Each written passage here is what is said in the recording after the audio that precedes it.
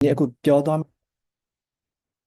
မယ့်သူတော့3 ယောက်ပေါ့နော်ကျွန်တော်ပြောမယ်ပြီးရင်ကိုဖောင်တက်ပြောမယ်ရှုံးပြောမယ်ပေါ့နော်ကျွန်တော်ကကြတော့UDCC ထိုင်းက UDCC အကြောင်းမှာ Digital Marketing ကို Master တက်နေရပေါ့နော်တစ်နှစ်တော့ထိုင်းကိုရောက်တာတော့တစ်နှစ်ရှိသွားပြီတစ်နှစ်ကျော်သွားပြီပေါ့နော်အကြောင်းကကြတော့ကျွန်တော် August ဆိုလို့ရှိရင်စပြီးမယ်ပေါ့ August ဆိုပြီးမယ်ရှုံးကကျွန်တော်နဲ့အတန်းတူတူပဲUDCC မှာပဲMaster တက်နေရ Digital Marketing ကိုတူတူပဲပွဲရကြအောင်ပေါ့နော်ကိုဖုန်းအောင်ကြတော့အခုဒီမှာdata analyze နေလုပ်တယ်တွင် college မှာပြီးတော့လို့ရှိရင်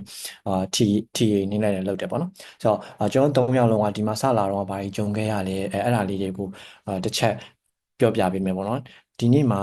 အဓိကဘာရှင်းပြသွားမှာလဲဆိုတော့ခုနကကျွန်တော်ပြောတဲ့ introduction ရှိမယ်ပြီးတော့ကျွန်တော်တို့ကိုယ်တိုင်ဒီကိုရောက်လာတဲ့အခါမှာဘာတွေစကြုံတွေ့ခဲ့ရလဲပေါ့ပြီးတော့ဒီ time ကိုဒါမယ်လို့ဆုံးဖြတ်လိုက်တဲ့အချိန်မှာကျွန်တော်ဘာ worry တွေစရှိလဲအဲ့ဒါလေးတွေကျွန်တော်ပြောပြပေးသွားမယ်ပြီးရင်ဘယ်လိုခက်ခဲလေးရှိလဲပေါ့နော်ပြီးတော့ဒီမနေ့ကကြတော့ဒီ chair တို့ကကြတော့ဒီ visa project ကိုဘယ်လို run လို့ရတယ်ဆိုတဲ့ option ကိုပြောတယ်ပေါ့နော်ကျွန်တော်တို့ကြတော့ဒီ time ကိုဘယ်လိုအဲ့ option တွေကမှဘယ် option တွေနဲ့ကျွန်တော်တို့လာခဲ့တယ်ဆိုတဲ့ဟာကိုပြောပြပေးမယ်နောက်တစ်ခုအားလုံးသိချင်တဲ့ budget တင်ပေါ့နော်time မှာနေမယ်ဆိုလို့ရှိရင်ကျွန်တော်တစ်နေ့ကိုဘယ်လောက်ကုန်လဲပြီးရင်တစ်လဆိုလို့ရှိရင်ဘယ်လောက်ကုန်လဲအဲ့ဒါလေးပြောပြပေးသွားမယ်ပြီးတော့ accommodation ကြတော့အိမ်ငှားတာပေါ့နော်အိမ်ငှားတာဘယ်နေရာတွေမှာအိမ်ငှားရမယ်အိမ်ငှားရမလဲပြီး apartment ကကောင်းတာလားကွန်ဒိုကကောင်းတာလားrate တွေဘယ်လိုကွာလဲပြီးဘယ်နေရာတွေကပိုအဆင်ပြေတာလဲပြီးအိမ်ငှားရင်ဘာကြည့်ရဘာတွေအဓိကကြည့်ရမှာလဲပေါ့နော်အဲ့ဒါတွေကျွန်တော်ပြောပြပေးသွားမယ်နောက်တစ်ခါ transportation ပေါ့ဒီ time ကိုလာမယ်ဆိုလို့ရှိရင်main transportation တွေကဘာတွေရှိလဲပေါ့နော်အဲ့ဒါကိုဘယ်လိုမျိုးလုပ်ရမလဲဘယ်ကောင်တွေကတော့အဆင်ပြေလဲဘယ်ကောင်တွေကတော့အဆင်မပြေဘူးလဲပေါ့နော်ဆိုတော့အဲ့ဒါအားလုံးပြီးတော့လို့ရှိရင်ကျောင်းသားတွေဘက်ကနေမှသိချင်တဲ့မိကုန်းတွေရှိရဆိုလို့ရှိရင်ကျွန်တော်တို့ပြန်ဖြေပေးမယ်မိကုန်းတွေကိုမနေ့ကလိုပဲပေါ့နော်message ပေါက်မှာမေးထားလို့ရတယ်ဆိုတော့အခုဒီကျောင်းသားတွေထဲမှာပေါ့နော်အာထိုင်းမှာနေတဲ့ကျောင်းသားတွေပါလားအကုန်လုံးကမြန်မာနိုင်ငံမှာပဲလားကျွန်တော်ထိုင်းပါဗျထိုင်းမှာโอเคတခြားသူတွေရောကျွန်တော်လည်းထိုင်းရောက်တယ်အကုန်မြန်မာနိုင်ငံကနေ join နေတဲ့သူတွေရောပါလားဖြေပေးပါလားကျွန်တော်မိကုန်းလေးတွေမေးချင်လို့ဒီတိုင်းနားထောင်နေပြင်းကြရဖြစ်မှာပေါ့နော်ဆိုတော့မိကုန်းလေးမေးပြီးတော့ဆရာteacher တို့လည်းမရှိဘူးဆိုတော့လေမေးဖြစ်ဆွေဖြစ်ပေါ့ဆိုတော့ထိုင်းနိုင်ငံနဲ့ပတ်သက်ပြီးတော့ဘာတွေသိထားလဲ BTS ရှိရယ်လို့ MIT ရှိရယ်လို့ဆိုတော့အဲ့လို basic question လေးပေါ့အဲ့ဒီဖြေပေးပါလားအကုန်လုံးထိုင်းမှာတော့မဟုတ်ဘူးမလားဟုတ်ထိုင်းမှာမရှိရတဲ့တွေ့ကျွန်တော်တပည့်တွေတွေ့သူတို့နာမည်တက်ခေါ်တယ် ဟောပြီးမေးလိုက်တော့ဆရာအာနာသုံးလိုက်တော့ Okay brother အောင်နေတာကျွန်တော်ပြကြလာဗျကျွန်တော်တပည့်ဟောကြီး brother အခုထိုင်းမှာလားမြို့မှာလား brother အောင်နေတာကျွန်တော်လားအဲဟုတ်မဟုတ်ဗျကျွန်တော် brother အောင်နေတာကိုပြောတာအော်အဲ့လိုလားဟုတ် brother တော့ထိုင်းမှာမရှိဘူးဟုတ်အခုထိုင်းမှာလားဗျ brother က Okay ကျွန်တော် Okay တခြား background ရပါဟုတ်အောင်နန္ဒရန်ကုန်မှာပဲရှိသေးတယ်ဟုတ်လားကျွန်တော်စာမေးတော့လို့ပဲအကုန်လုံးမိုက်တွေပိတ်ပြီးမားရဘာမှမဖြစ်ဘူးဒါဖြေလို့ရတယ်ဆိုတော့တော်များထိုင်းမှာရောက်နေကြတဲ့သူတွေဖြစ်မယ်ထင်တယ်ကျွန်နော်တော်လည်းရန်ကုန်မှာပဲရှိသေးတယ်ဗျဟုတ်လား okay ဆိုတော့ကျွန်တော်ဒီနေ့ဟာကျတော့ထိုင်းမှာရောက်ပြီးသားသူတွေထက်စားလို့ရှိရင်ရန်ကုန်မှာရှိနေတဲ့သူတွေထိုင်းကိုလာမဲ့သူတွေဆိုလို့ရှိရင်ပို့ပြီးတော့ပေါ့နော်သူတို့အတွက်အကျိုးတစ်ခုခုရှိမယ်လို့ထင်တယ်ပေါ့နော်ကျွန်တော်detail လေးတခြားလောက်ထားပေးတယ်ကိုလာလို့ရှိရင်ဟိုချက်ချင်းလာမှမဟုတ်ပေါ့နော်ထိုင်းကိုလာဖို့စီစဉ်ရှိတယ်ဆိုလို့ရှိရင်ကျွန်တော်တို့လာတော့လိုမျိုးလို့စမ်းတော်ဝါမဖြစ်ပဲနဲ့အဆင်ပြေအောင်လို့ပေါ့နော်ဆိုတော့အာမဖြေကြဘူးဆိုတော့ကျွန်တော် pass လုပ်လိုက်မယ်ပေါ့နော်ထိုင်းနိုင်ငံဒါနဲ့ပတ်သက်ပြီးတော့အဓိကကျွန်တော်ပြောထိုင်းကိုမရောက်တဲ့သူတွေဆိုရင်ထိုင်းမှာအားလုံးတည်တဲ့အတိုင်းပဲကျွန်တော်ကဘတ်တုံးတယ်ပြီးအခုလက်ရှိ currency exchange ကကြတော့တစ်ဘတ်ကို132ပေါ့နော်အဲ့မှာသူတို့ကဘတ်တွက်နေရ2မျိုးရှိရယ်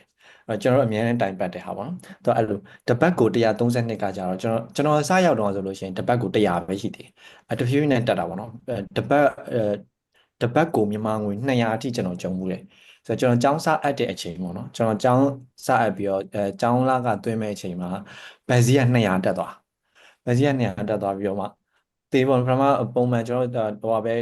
100ကုန်မယ်ဆို200ကုန်မယ်အဲ့လိုဖြစ်သွားပါနှစ်ဆတက်သွားပါတော့အဲ့တော့တော်တော် short ပြသွားတယ်ဆိုတော့အဲ့လိုမှကျွန်တော် back တွက်တဲ့အခါမှာ2မျိုးရှိတယ်ပေါ့တစ်ပတ်နဲ့မြန်မာငွေနဲ့တွက်တာအဲ့ဒါအရင်အဆင်ပြေတယ်ပတ်ထောင်လိုချင်တယ်ဆိုလို့ရှိရင်အခုက131ဆိုရင်ကျွန်တော်332,000ပေးလိုက်လို့ရှိရင်ကျွန်တော်ဘတ်1000ရမယ်အဲ့လိုပုံစံနဲ့တွက်ပြီးလာပါနောက်ပိုင်းကျတော့သူတို့တွေကဘယ်လိုတွက်ကြလဲဆိုတော့မြန်မာငွေ3သိန်းရမယ်ဆိုလို့ရှိရင်955ဘတ်တို့မြန်မာငွေ3သိန်း3သိန်းပေးလို့ရှိရင်800ဘတ်တို့မြန်မာငွေ3သိန်းပေးလို့ရှိရင်အဲ့လိုမျိုးဘတ်ပေါက်စီအဲ့လိုမျိုးတွေပြောင်းတယ်ပေါ့နော်ပြောင်းတော့တပတ်ကဘယ်လောက်လဲတွက်အရင်တိုက်ပါမတွက်တတ်ခဲ့ဘူးရင်တော့ဆိုတော့ဒီလိုမျိုးသူတို့တွက်မယ်ကျွန်တော်တပတ်ဘယ်လောက်လဲတည်ကျင်တယ်ဆိုလို့ရှိရင်အဲ့မြန်မာငွေတီးပြီးတော့ဘတ်နဲ့စားလိုက်လို့ရှိရင်ကျွန်တော်ဒီတပတ်ဈေးနှုန်းထွက်တယ်ပေါ့နော်ဆိုတော့exchange rate မှာဆိုလို့ရှိရင်အဲ့လိုမျိုးနှစ်ခုတွက်လို့ရတယ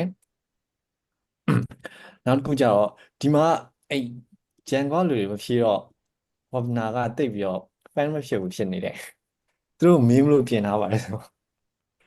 ုဒီအကျွေးစီးတွေထဲမှာဘယ်အကျွေးစီးကဘယ်လောက်လဲဆိုတာသိကြလားဖြည့်ပေးကြပါလားဟုတ်ဒီ yeah ပထမဆုံးအကြီးတော့ကျတော့30ဘတ်တန်နောက်တစ်ခုက5ဘတ်နောက်တစ်ခုကကျတော့2ဘတ်ဘတ်က2ဘတ်ပေါ့နော်တစ်ဘတ်တင်0.5 5.5ဒီကောင်ကဘယ်လောက်လဲဒီက5ဘတ်ဗျအော်တစ်ဘတ်အဲ့ကတစ်ဘတ် ငါးဘက်ကရှိမှာ နောက်ဘက်ကဒီမှာ 5ဘတ်က တော့အချင်းချင်းပေါ့နော်အချင်းချင်းပဲစုလဲရတဲ့ကိစ္စမရှိဘူး။ဘာလဲဆိုလေ။ brown rice တွေပါတယ်လေအေးစေးပဲပါဖြစ်။ဆိုတော့ဒီမှာအဓိကကြတော့ဟိုအလကတော့30နဲ့5ဘက်ကတော့ကျွန်တော်တို့အတွက်ပုံပြနေပေါ့နော်။တစ်ပတ်တကကြတော့တစ်ပတ်ကကြတော့ကျွန်တော်ရေတောက်တဲ့ခါကြလို့ရှိရင်ရေဝင်သုံးတယ်ပေါ့နော်။ဒီဒါကတော့ 0.5 နဲ့ 0.25 ဆိုပြီးရှိတယ်။အဲ့0.25ကိုတိတိလေးတကယ်တိတိလေးဆိုတော့အဲ့ဒါဘယ်မှာမှသုံးလို့မရဘူးလို့ထင်တာပဲကျွန်တော်သုံးဖြစ်ဘူးဆိုတော့အဲ့ဟာဒီကြောင့်ဘာလုပ်လဲဆိုတော့အဲ့ macro သွားတာပဲဖြစ်ဖြစ်အဲ့လိုမျိုး tit money ပေးလို့ရတဲ့နေရာကြီးဆိုလို့ရှိရင်အဲ့ဒါလေးထည့်လိုက်ဆိုတော့ဒါမရောက်ထိုင်းမလာသေးရဲ့ထိုင်းမရောက်သေးတဲ့သူတွေဆိုလို့ရှိရင်အကျွေးစီးတွေမှားမှာဆိုလို့ပေါ့နော်ခွဲလို့ရတာတအားလွယ်တယ်30တန်းအတိတာကြီးပေါ့ဒါအရှိနေတော့ပေါ့နော်30တန်းဒီလိုနှစ်ဝိုင်းလာတယ်5ဘတ်တန်4တောင်းနဲ့အဲ့နှစ်ခုတင်ရပြီဆိုတော့ဒီတပတ်တန်တွေဒီဟာတွေနဲ့မှားပေးပြီးမှဆိုလို့ပေါ့နော်ဆိုတော့အကျွေးစီးကဒါပါဆိုတော့ကျွန်တော်ရင်ပြပြတာပါနောက်တစ်ခုကျတော့ကျွန်တော်ထိုင်းမှာတုံးတဲ့ပတ်စံအရွက်တန်ပေါ့နော်20တန်းရှိတယ်ဒီဘက်မှာ50တန်းရှိတယ်100တန်းရှိတယ်9တန်းရှိတယ်1000တန်းရှိတယ်အဲ့ဒါဘာလို့ပြောပြလဲဆိုတော့ရောက်ချင်းမှာနည်းနည်းတိုင်ပတ်တယ်တအားတော့မဟုတ်ဘူးเนาะကျွန်တော်နည်းနည်းတိုင်ပတ်တယ်ဟိုကိုကဘန်ကမရသေးဘူးဘာပဲရှင်းcash နဲ့ပဲရှင်းရတဲ့ခါကြလို့ရှရင်အမှထုတ်တဲ့ဟာတွေရီးတဲ့ဟာတွေကိုပေးတဲ့ခါကြလို့ရှရင်မသိအဓိကအဲ့900တန်အဲ့900တန်တောင်တန်အောင်ဆိုလို့ရှရင်ခါလီမရဘူးပေါ့နော်အဲ့1000တန်ဖြတ်သုံးမှရတာများတာကို900တန်နဲ့50တန်ကအဲ့နည်းနည်းတိုင်ပတ်တယ်ပေါ့နော်ဆိုတော့အဲ့ဒါလေးကိုယ်ရအောင်လို့ဒီဟာပြောပြတာပေါ့နော်ဟုတ်ကဲ့ banking မရတဲ့ခါမှာပတ်စံနဲ့သုံးတဲ့ခါကျရင်ဒါလေးတွေသတိထားလို့ရအောင်လို့ဆိုတော့နောက်တစ်ခုကျတော့ကျွန်တော်ထိုင်းကိုဆဆရောက်လို့ရှိရင်ကျွန်တော်Wi-Fi ကို Wi-Fi တော့ဖြစ်တဲ့ hot ဟိုကနေပြီးတော့မှ package မဝယ်လာတာမျိုးရှိတယ်ဆိုလို့ရှိရင်လေစိတ်မှာတန်းပြီးတော့ SIM card ဝယ်မှာလားဒါမှမဟုတ်ဘယ်မှာဝယ်မှာလဲဘယ် SIM card ဒီကောင်းလဲပေါ့နော်ဆိုတော့ဒီမှာပြောလို့ရတာမြန်မာနိုင်ငံနဲ့ကွာတာပါလဲဆိုကျွန်တော်တို့က 5G ရပါတယ်ပေါ့နော်ကျွန်တော်တို့က 5G ရဟုတ်ကြည့်မဟုတ်ဘူးเนาะကျွန်တော်နည်းနည်းတော့ line ကောင်းပါတယ်ပြောနေတယ်ဒီမှာ line တက်သွားရင် short တော့နည်းနည်းကွယ်ပါပေါ့နော်ဆိုတော့ 5G ရတယ် 5G ရတယ်ပေါ့နော်အကယ်၍ကိုကမြန်မာစင်ကတ်လေကျွန်တော်တို့ကယူလာတယ်ပေါ့နော်ကိုက banking တွေ KP တွေ web တွေချိန်ထားတယ်ဆိုလို့ရှိရင်လေဆိုတော့အဲ့ဒါဘာလို့ရလဲဆိုတော့ကိုဖုန်းစင်ကတ်က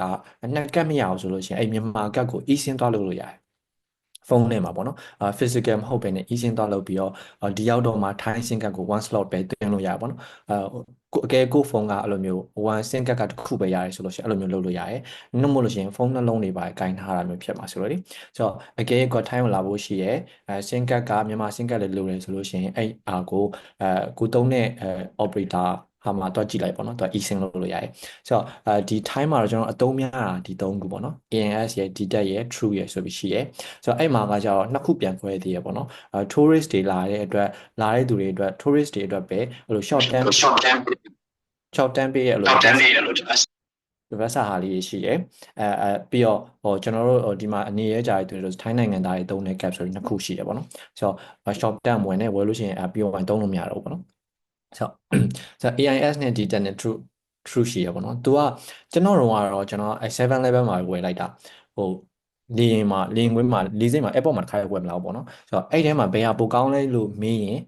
ထိုင်းနေရတော့ AIS ကိုပိုသုံးတယ်AIS ကအားသာချက်နောက်တစ်ခုကသူကတချို့နေရာဆိုလို့ရှိရင်အဲ့ Wi-Fi ပေးထားတယ်ပေါ့နော်အကယ်သူ Wi-Fi လွှင့်ထားတဲ့နေရာဆိုလို့ရှိရင်ကိုကအဲ့ Wi-Fi ကို auto connect လုပ်ပြီးတော့သုံးလို့ရတယ်လိုင်းကတော့ကောင်းလားမကောင်းအရင်ကောင်းလားမကောင်းလားကျွန်တော်သိချာမသိဘူးပေါ့နော်အဲ့လို benefit တော့ AIS မှာရှိရဲကျွန်တော်က DTEC သုံးတာ DTEC ကတော့မြန်မာနိုင်ငံ Telecom နဲ့အတူတူပဲပေါ့နော်နာမည်ပြောင်းသွားအခုအတန်ပေါ့အတန်နဲ့အတူတူပဲ DTEC အဲ့နောက်တစ်ခါ True အဲ့သုံးခုရှိတယ်ပေါ့နော်ဆိုတော့အဲ့ဒီကမှဘယ်ဟာကိုသုံးရမလဲဆိုလို့ရှိရင်အသုံးများဆုံးကတော့ AIS သုံးပါတယ်ကျွန်တော်က DTEC သုံးတဲ့အဆင်ပြေတယ်ပေါ့နော်True လည်းသုံးလို့ရတယ်ဒါက SIM card ပေါ့နော်နောက်တစ်ခုကကြတော့ဒီမှာကျွန်တော်ကြောင်းတက်တဲ့အခါမှာကျွန်တော်တို့တကယ်ကြုံရတဲ့ကျွန်တော်student experience ကိုရှင်းပြပေးချင်တာပေါ့နော်ဆိုတော့အဲ့ဟာကိုကြတော့ကျွန်တော်3ယောက်လုံးကကိုဖုန်းအောင်တက်ကကြတော့သူက language ကို join ထားတယ်ပြီးတော့ကျွန်တော်ဒီမှာ join ထားတယ်ဆိုတော့ overall ပေါ့နော်တကယ် time ကိုစပြီးလာတဲ့အခါမှာကျွန်တော်ဘယ်လိုမျိုးစားဖြစ်တယ်ဆိုတဲ့ဟာလေးတွေနည်း discuss လုပ်ပြီးတော့ဝေမျှပေးတာပဲပေါ့နော်ဆိုတော့ထိုင်းကိုမထွက်လာခင်ကျွန်တော်တို့ဘာအရင်ဆုံးအများဆုံးစိုးရိမ်ကြတယ်ပေါ့နော်ဆိုတော့ဒီမှာထိုင်းရောက်နေတဲ့သူတွေရှိရဆိုတော့ဝင်ပြောလို့ရတယ်ကျွန်တော်ပြင်မိမယ်ဆိုတော့ကိုဖုန်းကအရင်ပြောပြပါလားထိုင်းမထွက်ခင်မှာဘယ်ဟာမနေ့ထိုင်းကိုတော့မျိုးလို့ဆုံးဖြတ်လိုက်ပြီးဆုံးဖြတ်လိုက်တဲ့အခါမှာထိုင်းကိုမရောက်ခင်မြန်မာနိုင်ငံမှာဆိုလို့ရှိရင်အစိုးရိမ်ဆုံးဆိုဘာဖြစ်မလဲ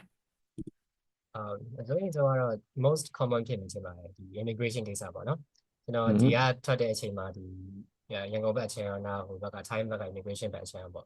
နောက်မထွက်ခင်မှာလည်းကောလာဟာလာတွေကြားတယ်ပေါ့နော်ဟိုမှာတချို့Thai ဘက်က immigration တွေဆိုရင်ចောင်းသားကတ်တွေစစ်တယ်နောက်ចောင်းသားတွေရဲ့ဟို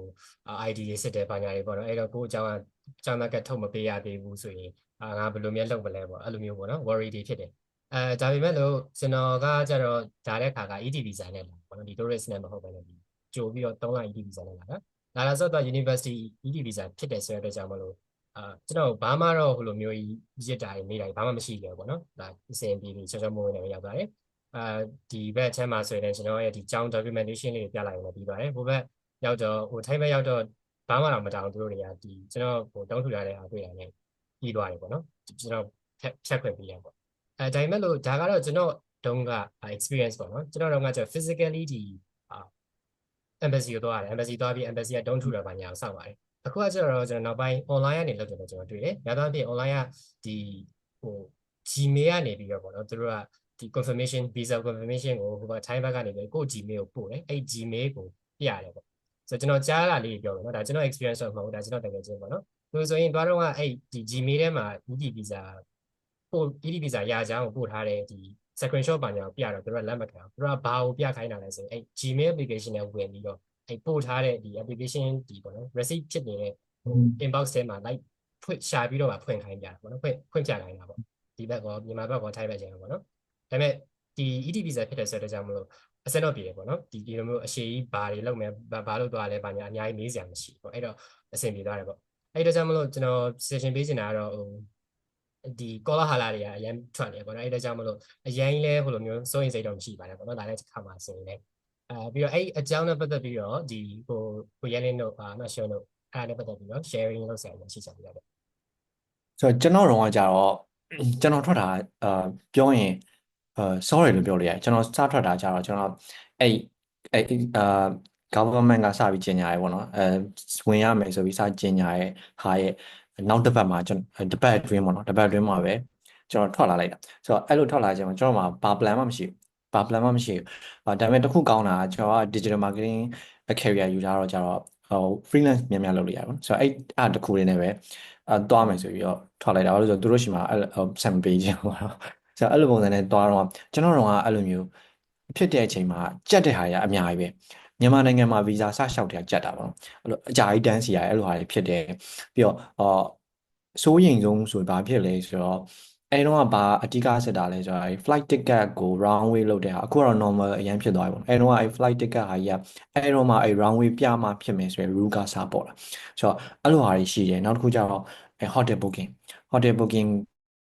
ပါမှရမယ်ပေါ့နော် hotel booking ကိုဘယ်ဟာမှလုပ်ရမလဲဘာမလဲဘာမှမသိဘူးထိုင်းကခါမရဘူးအဲ့တော့မှပဲအဲ့လိုမျိုးဆုံးဖြတ်ပြီးတော့ရောက်ချလာပေါ့နော်ရောက်ချလာတော့ကျွန်တော်တို့အဲ့တုန်းကအစိုးရိမ်ဆုံးဆိုလို့ရှိရင်အဲ့ hotel booking နေအဲ့ဒီ immigration ကို pass ဖြစ်ပြီးတော့ထိုင်းနိုင်ငံနဲ့အရင်ရောက်သွားဖို့ပဲရောက်သွားပြီးတော့လို့ရှိရင်ကျန်တာဖြစ်ချင်တာဖြစ်လုပ်မယ်ဆိုတဲ့ပုံစံမျိုးနဲ့ ရောက်လာပေါ့နော်ဆိုတော့immigration မှာဘာ experience ရှိခဲ့လဲဆိုတော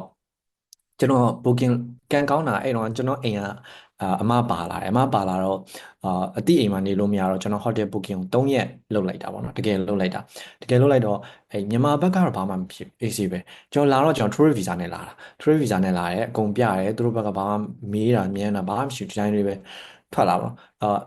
့အဲ့မှာ tip တစ်ခုကတေတော့မတေကြအောင် tip တစ်ခုကမြန်မာပြည်ဘက်ကနေလာတဲ့အချိန်မှာကျွန်တော်ဘာကိုသိလိုက်လဲဆိုတော့ကျွန်တော်အစောဆုံး flight ကိုရွေးလိုက်တာဆိုတော့ပြောချင်တာကြောင့်9နာရီလား6နာရီလားမသိဘူးအစောဆုံး flight ပေါ့နော်အဲ့အစောဆုံး flight ကိုရွေးတယ်ပြီးတော့ဒိုမောင်းမှာဆင်းတယ်ဆိုနာပူမိဆိုလို့ရှိရင်အဲ့တော့နည်းနည်းအဲ့လိုမျိုးအတန်နေထွက်လို့ပေါ့နော်ဒိုမောင်းကိုပဲရွေးချလိုက်တာဈေးလည်းတက်တာတယ်ဆိုတော့အဲ့မှာရွေးချလိုက်ပြီးတော့အဲ့ကိုလာတယ်လာတော့ဘာမှစစ်တာမေးတာဘာမှမရှိဘူးအဲ့ရနဲ့ပဲမြန်မာနိုင်ငံနဲ့အေးစိတ်ထွက်လာပြီးတော့ထိုင်းနိုင်ငံရောက်တဲ့အချိန်မှာ immigration မဖြတ်ခင်လေဆိပ်တွေကစဆင်းချင်းမှာထိုင်းရဲတာထိုင်းရဲတွေကသူတို့ကဘာတားလို့လဲဆိုတော့hotel booking စစ်တယ် flight ticket စစ်တာဆိုတော့အဲ့တော့အကုန်လုံးပေါ့နော်ကျွန်တော်တို့ကအဲ့တပတ်တွင်းလောက်မှာရောက်လာဆိုတော့အဲ့မှာအများကြီးပဲမြန်မာတွေလည်း flight တစ်ခုလုံးမြန်မာတွေကြီးပဲလို့တော့ပြောလို့ရတယ်ဆိုတော့အဲ့မှာဘာရှိလဲဆိုတော့သူကချက်ချင်းအဲ့ hotel booking ကိုဖုန်းဆက်ပြီးတော့ confirm ယူတာဒီဟာလောက်ထားတာတေချာလားပေါ့နော်အဲ့လို confirm ယူရကျွန်တော်ကန်ကောင်းတော့ကျွန်တော်လောက်ထားတာဟာဖြစ်တယ်အဲ့မှာဖြစ်ခဲ့ဟာနောက်တစ်ခုကြောက်သူတို့ ਨੇ ထိုင်းပဲဖြစ်မှာပဲဖြစ်ပေါ့နော်ချူချူတာတော့ပြောတာတော့ကျွန်တော်ထွက်သွားရင်အကောင်းဆုံးဆိုပေမဲ့အဲ့လိုမျိုးနည်းနည်းကြောက်တောက်ပုံစံမျိုးပြလို့ရှိရင်သူတို့ကပိုရစ်တယ်အဲ့တော့ experience ပေါ့နော်ပိုရစ်တယ်ပို့ပြီးတော့ဘာမှမဟုတ်ပဲနေစကားတွေပိုပြောရတယ်ပေါ့နော်ဆိုတော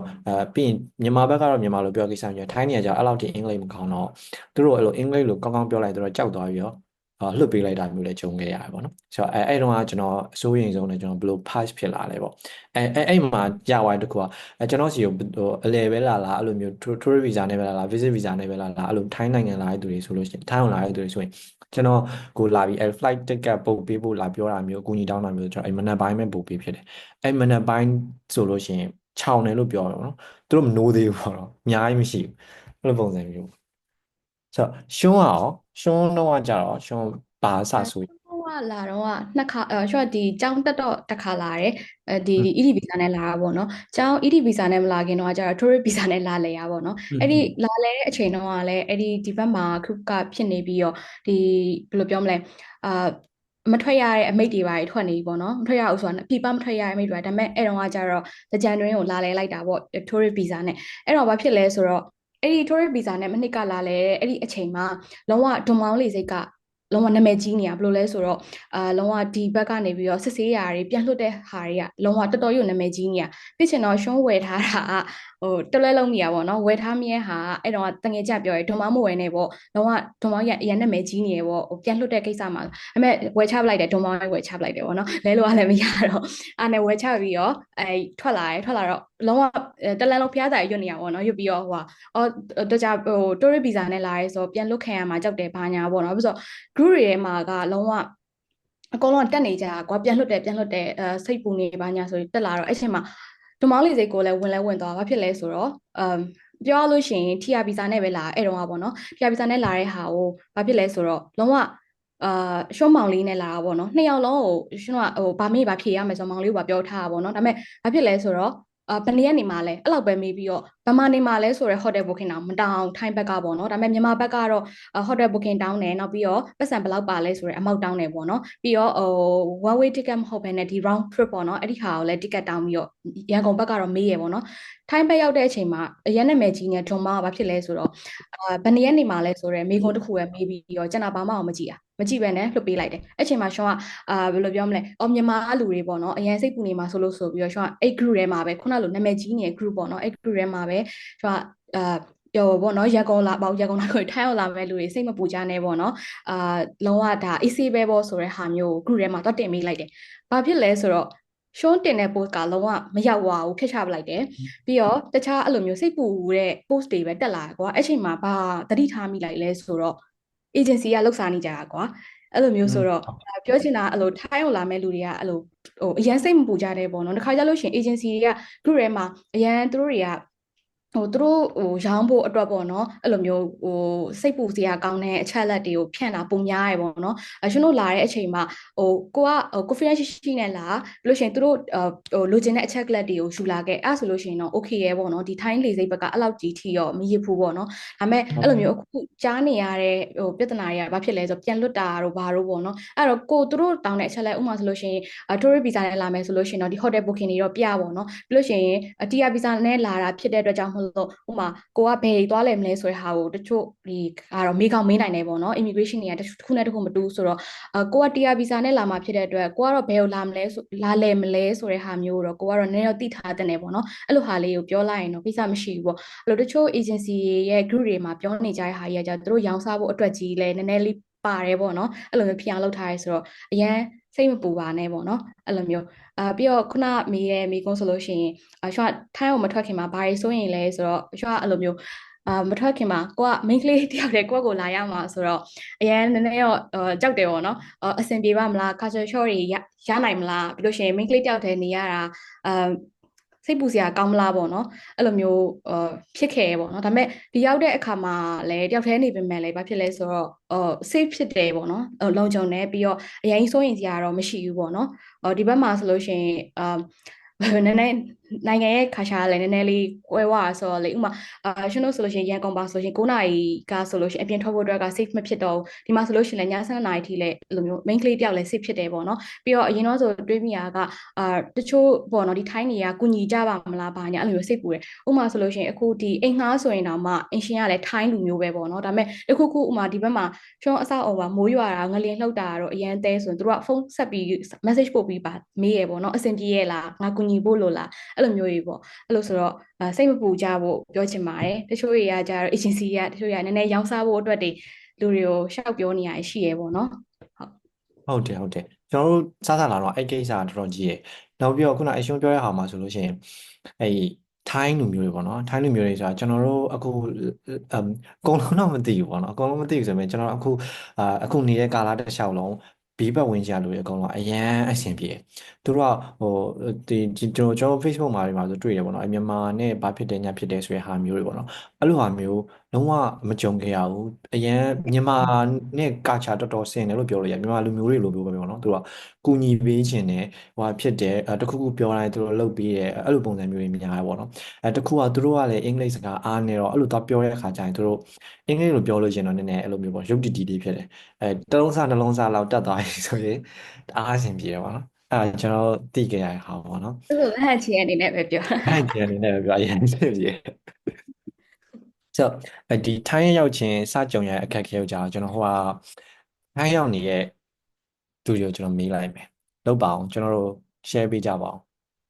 တယောက်လားခုနကကိုပြရဝိုင်းလည်းမသိ brother ထိုင်းရောက်နေဆိုပြီးဖြေထားတဲ့သူတွေလေ Hello ဟုတ်ကဲ့အဲ့လေကျွန်တော်တစ်ခုလောက်မေးချင်လို့ရမှာမဟုတ် ဟုတ်ရတယ်ခင်ဗျဟောကျွန်တော်မေးချင်တာပေါ့နော်တခြားထူးခြားမှုပေါ့ဒီကမြန်မာimmigration ဖြတ်ပါတယ်ဗျာအဲ့လိုကိုပကနေဒီဘော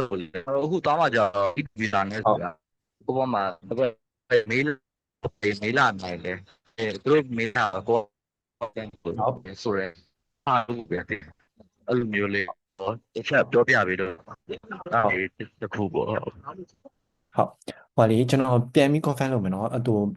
မိကွန်းကတချို့နေရာတွေမှာအတန်ပြတ်သွားတော့ကျွန်တော်သိမကြားရဘူး ED visa နဲ့လာမှာလို့ပြောရလားမသိဘူး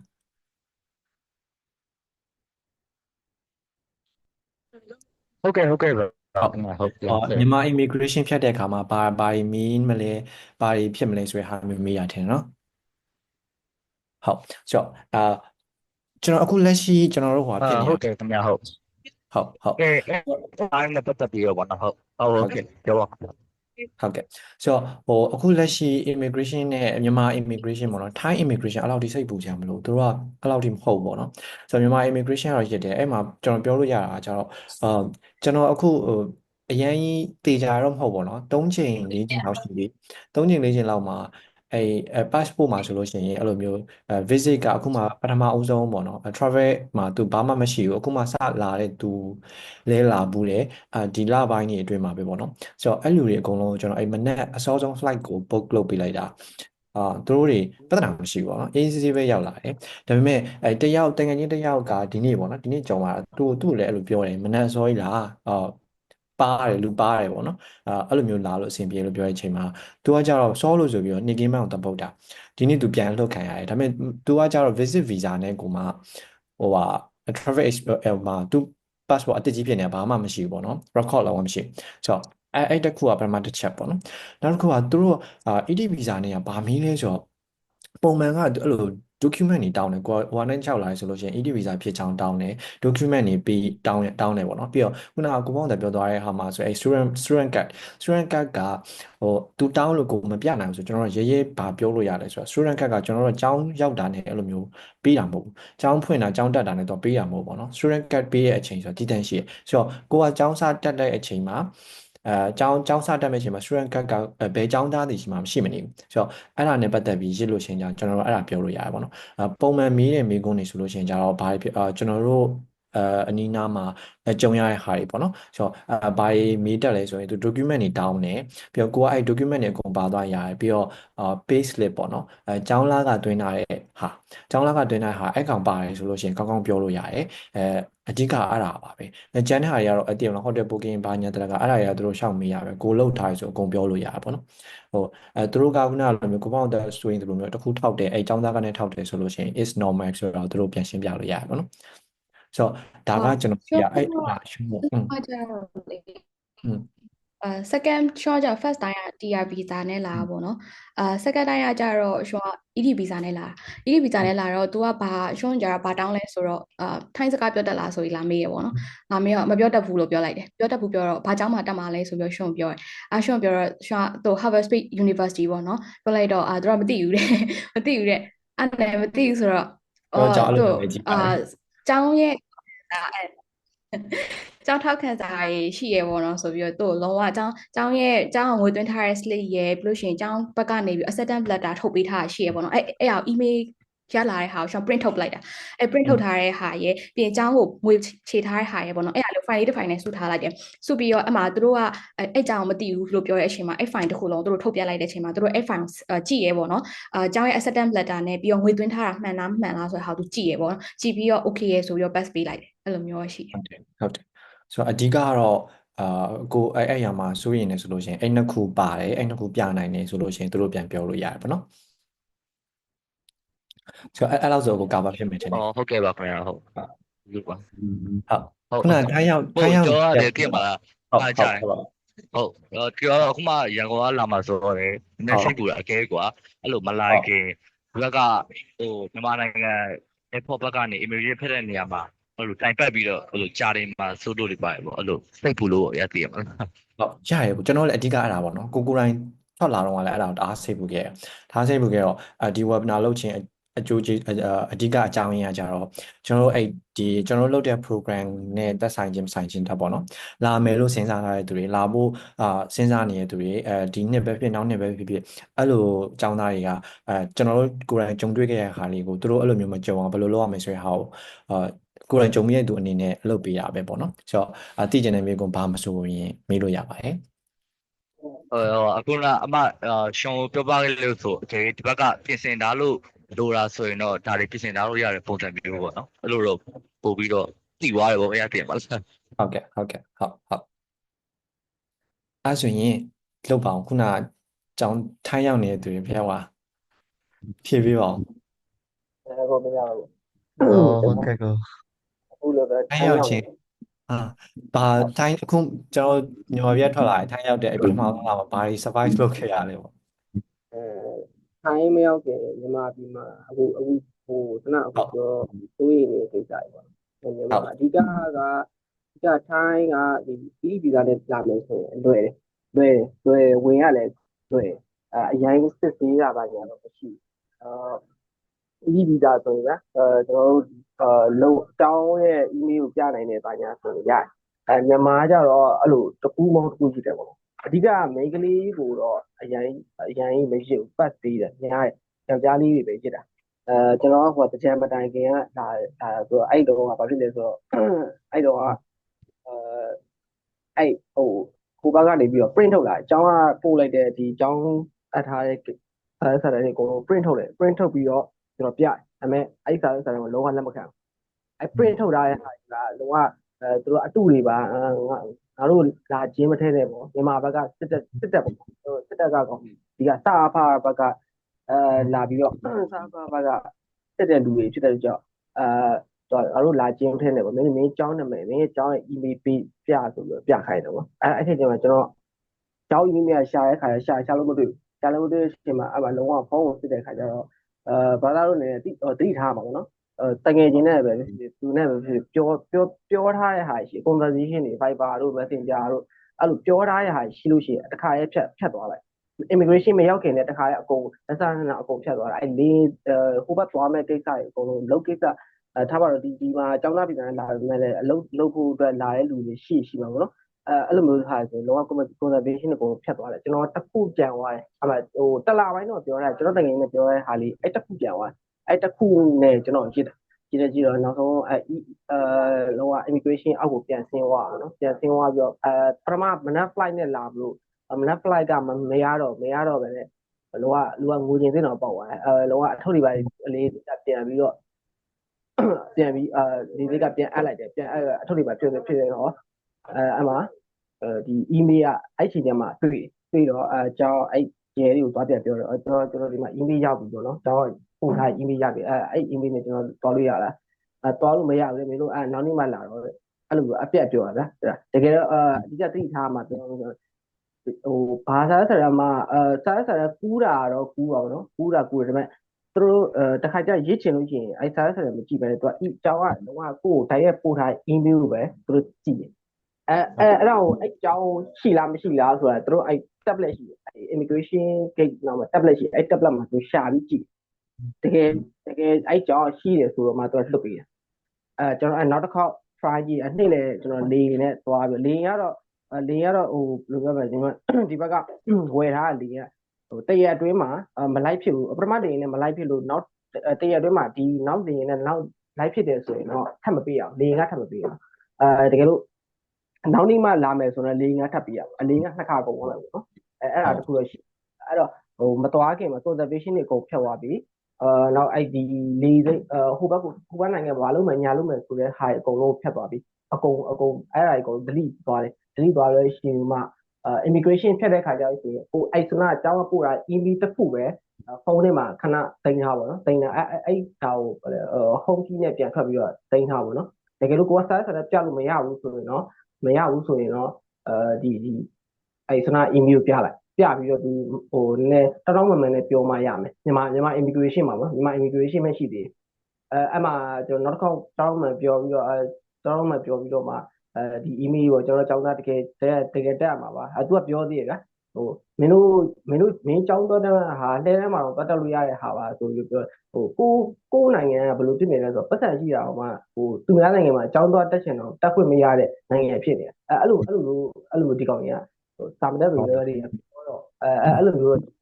အဲ့ဒါကိုလုံးဝဒေါသမထွက်သေးတယ်သူတို့ရှိမှဒေါသထွက်တာတို့အဲ့လိုစိတ်တူတဲ့ဟာတော့ပြလို့မရအဲ့ဆိုကိုအခက်မသိဘူးเนาะသူတို့ပြောတာပေါ့အခက်မသိလို့ရှိရင်မင်းအခက်မသိလို့ရှိရင်မင်းဟိုပါပေါ့နော်6လသွားခဲ့ပိတ်လိုက်နေဆိုပြီးတော့ပြောတယ်အဲ့ဒါကိုတောင်းမှပြောပြီးတော့မှမလို့ချင်နဲ့ပြလိုက်ရတယ်ဒါပေမဲ့အဲ့ဒါတော့မှပြောလိုက်သေးတယ်ပေါ့နော်ဒီမင်းဟိုဘက်မှာထိုင်းမှာမင်းကိုပြန်လွတ်တယ်ဆိုရင်မင်းကိစ္စမျိုးရှင်းဆိုပြီးအဲ့လိုပြောလိုက်တယ်6လိုက်တာပေါ့အဓိက6လိုက်တာတကယ်တော့ဟိုဘက်လည်းရောက်ကျွန်တော်တော့ဟိုဒူဟိုပါပေါ့ဟိုကျွန်တော်အမှန်ပဲကျွန်တော်ဒီနေ့ဆုနာဘုံကြီးပဲကျွန်တော်ဆင်းလိုက်တာကျွန်တော်ဆုနာဘုံကြီးမှာဆုနာဟိုမှာဟိုဗါလဲလေစိမ့်မှာအဲ့လိုရင်းနေရောက်ဆောင်နေရဆိုတော့ဟုတ်တယ်ဟိုဗါလဲအကူရဲလင်းပြောလို့ပဲမနက်ပိုင်းအချိန်နဲ့ညနေပိုင်းအချိန်အဲ့အချိန်အတွင်းမှာရဲနှစ်ယောက်ကမဆောင်နေ့လေပဲဆောက်နေ့လေမနက်ပိုင်းတစ်ချိန်ရှိမယ်လွတ်မယ်ပေါ့နော်မနက်ပိုင်းချိန်လွတ်မယ်နေ့လေပိုင်းညနေပိုင်းတစ်ချိန်ညနေပိုင်းဆိုတော့4 နာရီ5 နာရီ6 နာရီပေါ့နော်အဲ့ချိန်ဆိုတော့သူတို့ပြန်သွားပြီမနက်ပိုင်းကျတော့သူတို့မနက်စာစားတဲ့ဘာညာဆိုရင်အဲ့လေစိမ့်နေမဆောင် အဲ့လိုဒေနာအဖွားကြီးတယောက်ကလည်းကျွန်တော်ပြောအဲ့မှာရင်းနှစ်ယောက်ရှိရတယ်ရင်းနှစ်ယောက်ရှိတဲ့ခါကျလို့ရှိရင်လည်းသူတို့ဘာစကားမပြောနဲ့ဘာစကားမပြောဘဲနဲ့ဒီတိုင်းကိုယ့်အောင်ခက်တီတီနဲ့ထောက်သွားတဲ့ခက်တီတီနဲ့ထောက်သွားလို့ဆိုရင်ပတ်စံတောင်းတာတဲ့သူတို့ကတဲ့အဲ့လိုဘယ်လဲချက်လက်မစုံလို့ရှိရင်ပတ်စံတောင်းတယ်ပေါ့နော်နည်းနည်းကြောက်တာပါညာဖြစ်နေလို့ဆိုရင်သူတို့ပတ်စံလိမ့်ပတ်စံတောင်းတာပေါ့ရဲသူတို့ဘက်ကကြီးရပတ်စံတောင်းတယ်ဟုတ်တယ်သူတို့ကဟာလေအဓိကအဲ့ဒါအဲ့စစ်တယ်ဆိုရဲဟာလေသူတို့ပတ်စံတောင်းမှာအဲ့မှာဘာကြုံရလဲဆိုတော့ကိုအဲ့ပေါ့နော်ပြန်ပြဲနိုင်ပြန်ပြီးတော့ပြန်ပြောနိုင်နေသူဆိုလို့ရှိရင်ဟောဖြစ်တယ်ကျွန်တော်တချို့ကျွန်တော်တို့လာတော့ဆိုတချို့အကူတွေတချို့ကလေးတွေဆိုလို့ရှိရင်တို့ကလို့ကြောင်အန်လေးဖြစ်ကြပါတော့ကြောင်အန်လေးဖြစ်တဲ့ခါမှာကြံခဲ့ဝိုင်းပြောပေးလို့မရအောင်အဲ့လိုမျိုးဖြစ်တယ်ပေါ့ဆိုထိုင်းဘက်မှာတော့မကြောက်ဘူးမြန်မာဘက်မှာခုနကိုပြောသလိုပဲသူတို့ဘက်ကပြောတဲ့ဟာကိုစိတ်တူလည်းမပြနဲ့ဒီတိုင်းလေးပဲထွက်လာတယ်အဲ့လိုပုံစံမျိုးလုပ်တာကောင်းတယ်ပေါ့နော်နောက်ကအဲ့ print လုပ်လို့မရဘူး print လုပ်လို့မရဘူးဆိုလို့ရှိရင် print ပြလို့မရ email တောင်းတယ်ဆိုလို့ရှိရင်လည်းကိုတက်မဲ့ကြောင်း email ပို့ပေးဖို့တစ်ခါပြောထားပါတော့ပြောထားပြီးတော့ကျွန်တော်အဲ့ email ကိုတိတက်အဲ့လို star လေးနဲ့မှတ်ထားလိုက်မှတ်ထားပြီးတော့ပြရတယ်ဆိုလို့ရှိရင်ရတယ်အဆင်ပြေလိမ့်မယ်ပေါ့။ဒါဆိုသူတို့ကမရဘူးမင်းသွားလို့မရဘူးလို့ပြောပြီးတော့မှငါသွားလို့ရတယ်လို့ပြန်ပြောတဲ့အခါမှာသူတို့စကားရှင်းတော့မနေနဲ့သူတို့ရှက်ပြီးတော့လုပ်ကြရပါတော့။စောင့်ကြရမကောင်းအဲ့ဒါလည်းကြောက်တယ်။ဟုတ်အဲ့လိုရှင်းပါဆိုတော့မှထိုင်းကတော့ကျွန်တော်ကြားရပါတော့ထိုင်းဒီကပွဲလေးကြီးတော့ policy လည်းအခုတချို့ဟာကြောင်းတယ်ပြောတယ်ED ဗီဇာအရင်ကကျွန်တော်လာတော့ချိုးမန်းကြီးမပြအောင်ချိုးမန်းကြီးမပြအောင်ကိုယ့်လာစာ3လစာ3လစာမပြအောင်ဗျာ KB ဘန်တခုကနေပြရမယ်အခုကဖြစ်သွားပြီ policy ပြောတော့ပြောင်းသွားအဲ့ED ဗီဇာဖြစ်နေကိုမှ3လစာအလုပ်လုပ်ထားတဲ့ဒီဘန်စနစ်ကိုပြအောင်ပေါ့နော်အဲ့စနစ်ပြတော့မှဒီတော့ကိုဝင်ပေးမှာအဲ့လိုမျိုးရှိရင် ED ဗီဇာတော့မှအခုနည်းနည်းကြက်လာ ED ဗီဇာတော့travel visa tourist visa တော့မပြောတော့ tourist visa တော့14ရက်ပဲရတယ်တော့အဲ့ပတ်တော့ကျွန်တော်မသွားဖြစ်တဲ့အတွက်ကျွန်တော်လည်းအဲ့ပိုင်းသိမသိဘူးဟုတ်ကဲ့ကျွန်တော်ကိုကြည့်လို့ပါကိုကြုံခဲ့ဟာလေးတခြားပြောပြီးတော့လေဒါမဲ့သူတွေဆိုလို့ရှိရင်ဒီဟာကိုသတိထားလို့ရတော့တာပေါ့နော်ကျုံကမကြသေးဘူးဆိုတော့လေကျွန်တော်နောက်တစ်ခုကိုသွားလိုက်မယ်ပေါ့နော်မနေ့ကကြတော့ကျွန်တော်တို့မှာခုနကကိုပြောသွားတဲ့ဟာအတိုင်းပဲဆီယာမteacher တင်စားကပြောသွားလဲဆိုတော့ကျွန်တော် visa က option နေနဲ့ဘာရှောက်လို့ရလဲဆိုတဲ့ဟာပြောတယ်ပေါ့နော်အဲ့ option တွေထဲမှာကျွန်တော်တို့ကဘယ်လို visa နဲ့ရှောက်ပြီးတော့ဘယ်လို visa ကိုကင်ပြီးတော့လာခဲ့လဲဆိုတဲ့ဟာကိုကျွန်တော်ပြောပြပေးမယ်ပေါ့နော်ဒီမှာကျတော့ဗီဇာကမနေ့ကပြောတဲ့အခါမှာED ဗီဇာလောက်ထားတဲ့ဟာရှိရယ် passport ဟာမှာဆိုတော့3မျိုးရှိရယ်ပေါ့နော် visit visa ရှိရယ် tourist visa ရှိရယ်နောက်တစ်ခုကျ ED visa apply လုပ်ပြီးလာတာဆိုတော့ကျွန်တော်ကကြတော့ကျွန်တော် tourist visa နဲ့ကျွန်တော်လာပြီးတော့မှဒီမှာကျွန်တော် language school ရင်တက်လိုက်တည်ရယ် language school တက်ပြီးတော့မှအဲ့ language school ကအဆင်မပြေတော့အဲ့ language school visa ကိုကျွန်တော် cancel လုပ်ပြီးတော့မှနောက်ထပ် university visa ကိုပြန်လျှောက်တာပေါ့နော်ဆိုတော့ကျွန်တော်အဲ့ပြောရင် tourist နဲ့လာရယ်ဒီရောက်တော့မှ language school လျှောက်လိုက်တယ်အဲ့ language ကိုလျှောက်ပြီးတဲ့ဟာမှာ visa အဲ့ language ကို visa ကို cancel လုပ်ပြီးတော့နောက်ထပ် EG visa ကိုပြန် apply လုပ်ထားတာပေါ့နော်ဆိုတော့ဒီမှာအဲ့လိုမျိုး language ကိုလျှောက်လိုက်စားရှိတယ်ကုံတော့မယ်ဒါမှမဟုတ်အဲ့လို visa ပြောင်းနေတယ်ဆိုလို့ရှိရင်လည်းအဲ့ check လေးနည်းနည်းအဆင်ပြေမယ်ပေါ့နော်ဆိုတော့လာတာကကျွန်တော် visit နဲ့လာလို့ရတယ် tourist နဲ့လာလို့ရတယ် ED visa နဲ့လာလို့ရတယ်အဲ့ visit ဆိုလို့ရှိရင်ကျွန်တော်14ရက်ရတယ်ကိုက visit visa နဲ့လာမယ်ဆိုလို့ရှိရင်ပြီးရင်university တက်ချင်တာပဲဖြစ် language school တက်ချင်တာပဲဖြစ်အဲ့လိုလာမယ်ဆိုလို့ရှိရင်ကြတော့သူကvisa ကိုထိုင်းနိုင်ငံမှာနေပြီးတော့အဲ့လိုမျိုးထိုင်းနိုင်ငံတွင်းထဲမှာ apply လုပ်ချင်တယ်ဆိုလို့ရှိရင်သူ့ရဲ့ visa တက်တန်းအနည်းဆုံးတစ်လကြာရမယ်ပေါ့နော်ဆိုတော့14ရက်နဲ့လာလို့ရှိရင် ED visa လုပ်လို့မရဘူး language school လည်းလုပ်လို့မရဘူးပေါ့နော်ဆိုတော့14ရက်နဲ့လာမယ်ဆိုရင်ကျွန်တော်တို့က tourist visa ပြန်လျှောက်ရတယ်တက် country သွားပြီးတော့ပေါ့နော်နိုင်ငံတစ်နိုင်ငံကိုထွက်ပြီးတော့ tourist visa ရက်60ရတယ်အဲ့ကောင်နဲ့လာအဲ့ option ကကြတော့ဘယ်အချိန်မှာသွားဖြစ်တာလဲဆိုတော့အဲ့ tourist visa ကြီးမြန်မာနိုင်ငံမှာအကုန်လုံးဝိုင်းပြုံလျှောက်တဲ့အခါမှာအရန် traffic တွေဖြစ်ပြီးတော့ပေါ့နော်မရကြတာတွေကြာကြတွေဖြစ်တယ်ချက်ချင်းထွက်ချင်တဲ့သူတွေကြာအဲ့လို14နဲ့လာကြတယ်ပေါ့နော်ဆိုတော့နောက်တစ်ခုကကြာအဲ့ tourist visa တော့ရက်60ရတယ်လာပြီးတော့မှကျွန်တော် language school တော့၎င်း university ဆိုတော့၎င်းပြန်လျှောက်မယ်ဆိုလို့ရှိရင်သူ့မှာတက်တန်းရှိသေးတယ်ဆိုလို့ရှိရင်လျှောက်လို့ရတယ်ED visa ပြန်ရတယ်ပေါ့နော်နောက်တစ်ခုကျတော့ဟိုဟာမှာရန်ကုန်ကနေပြီးတော့မှကျွန်တော် ED visa လျှောက်ပြီးတော့လာတဲ့ဟာသူကရက်90ရတယ်ပေါ့နော်ရက်90အရင်ရပြီးတော့မှအဲ့ကောင်ကျတော့ကျွန်တော် non ED လို့ခေါ်တာပေါ့နော်ရက်90ပြီးရက်90ပြီးတော့မှကိုယ့်ရဲ့အကြောင်းကတစ်နှစ်လားတစ်နှစ်ရတယ်ဆိုလို့ရှိရင်6လထပ်ရတယ်ပေါ့ဒါမှမဟုတ်15လဆိုလို့ရှိရင်သူက နှစ်ပဲရပေါ့15ဆိုတော့နောက်ထပ်12လထပ်ရတယ်ဆိုတော့အဲ့လိုပုံစံမျိုးကွာတယ်ပြီးတော့အဲ့ visa မှာမှကွာသေးလဲဆိုတော့ကျွန်တော်တို့ကအဲ့ ED visa တမကအခုကဘယ် visa နဲ့ပဲထိုင်းနိုင်ငံရောက်သွားလို့ ED visa ကင်ထားပြီဆိုလို့ရှိရင်အခုနပြော3လ9လ15လအဲ့လိုဟာဖြစ်တယ်ပေါ့နော်language school ကြတော့ဘာသွားဖြစ်လဲဆိုတော့သူက2လတစ်ခါတော့အဲ့လိုမျိုးတက်တန်းပြန်တော့တိုးရတယ်ကျွန်တော်တို့9လတစ်ခါလည်းမပေးဘူးပေါ့နော်university visa ကြီးကြတော့9လတစ်ခါရတယ်ဒါပေမဲ့ universal visa ရောဟိုဟာရောအကုန်လုံးကကြာဘာတင်ရလဲဆိုတော့90 day report တင်ပြရတယ်အဲ့ဒါကြောင့်အဓိကပါလဲဆိုတော့ကျွန်တော်တို့ပြောမယ်ဆိုရင်ကိုနေအဲ့စင်းမဲ့ပေါ့နော် TM 30ရှိရဲ့ဟာကိုအဲ့ TM 30ရဲ့ changes ဖြစ်လာကိုနေရဲ့နေရာဒီဟာပဲလားဆိုရင်ဟာမျိုးကို90 day report တော့တင်ရပါပေါ့နော်ဆိုတော့ပထမတစ်ချိန်ကတော့ကိုယ်တိုင်သွားလို့ရတယ်ကိုယ်တိုင်သွားကိုသွားရတယ်ပေါ့နော်ဒုတိယတစ်ချိန်ကျတော့ကျွန်တော်တို့ဒုတိယတစ်ချိန်ကနေစပြီးတော့online ကတင်လို့ရတယ်ပေါ့နော်အဲ့90 day report ကကြတော့သူကကြိုသွားလို့ရလားနောက်ကျမှသွားလို့ရလားဆိုကြိုသွားလို့လည်းရတယ်နောက်ကျမယ်ဆိုလို့ရှိရင်သူကတပတ်ထိရတယ်အဲ့တပတ်ကျော်သွားပြီဆိုလို့ရှိရင်သူတို့ပတ်စံထပ်ပြရတယ်ပေါ့နော်900လားဘယ်လောက်လဲမသိဘူးအဲ့အားတော့သိချင်မသိဘူးအဲ့ amount လောက်ပဲဖြစ်လိမ့်မယ်ဆိုတော့900ဟာလား900အဲ့လောက်ဖြစ်နေပြီဆိုတော့အဲ့အကဲကိုဆိုတော့ကိုကတပတ်ကျော်သွားတယ်ဆိုလို့ရှိရင်တော့အဲ့ fee ဆောင်ရမယ်ပေါ့နော်သူကvisa တိုးတာတွေ visa တွေနဲ့မတူတာကြတော့မြန်တယ်အားမြန်တယ်immigration ဆော့ဆော့သွားပြီးတော့တွားတိုင်းစီလိုက်လို့ရှိရင်မြန်တယ်လုတ်တဲ့ process ကတအားမြန်တယ်ပေါ့နော်သူတို့ကြည့်ရမယ်ဒါပေမဲ့အဲ့မှာလုတ်တဲ့သူကအသက်ကြီးတဲ့သူတွေဆိုတော့သူတို့ကနည်းနည်းကြာတယ်လုတ်တာဆိုတော့ရက်90 visa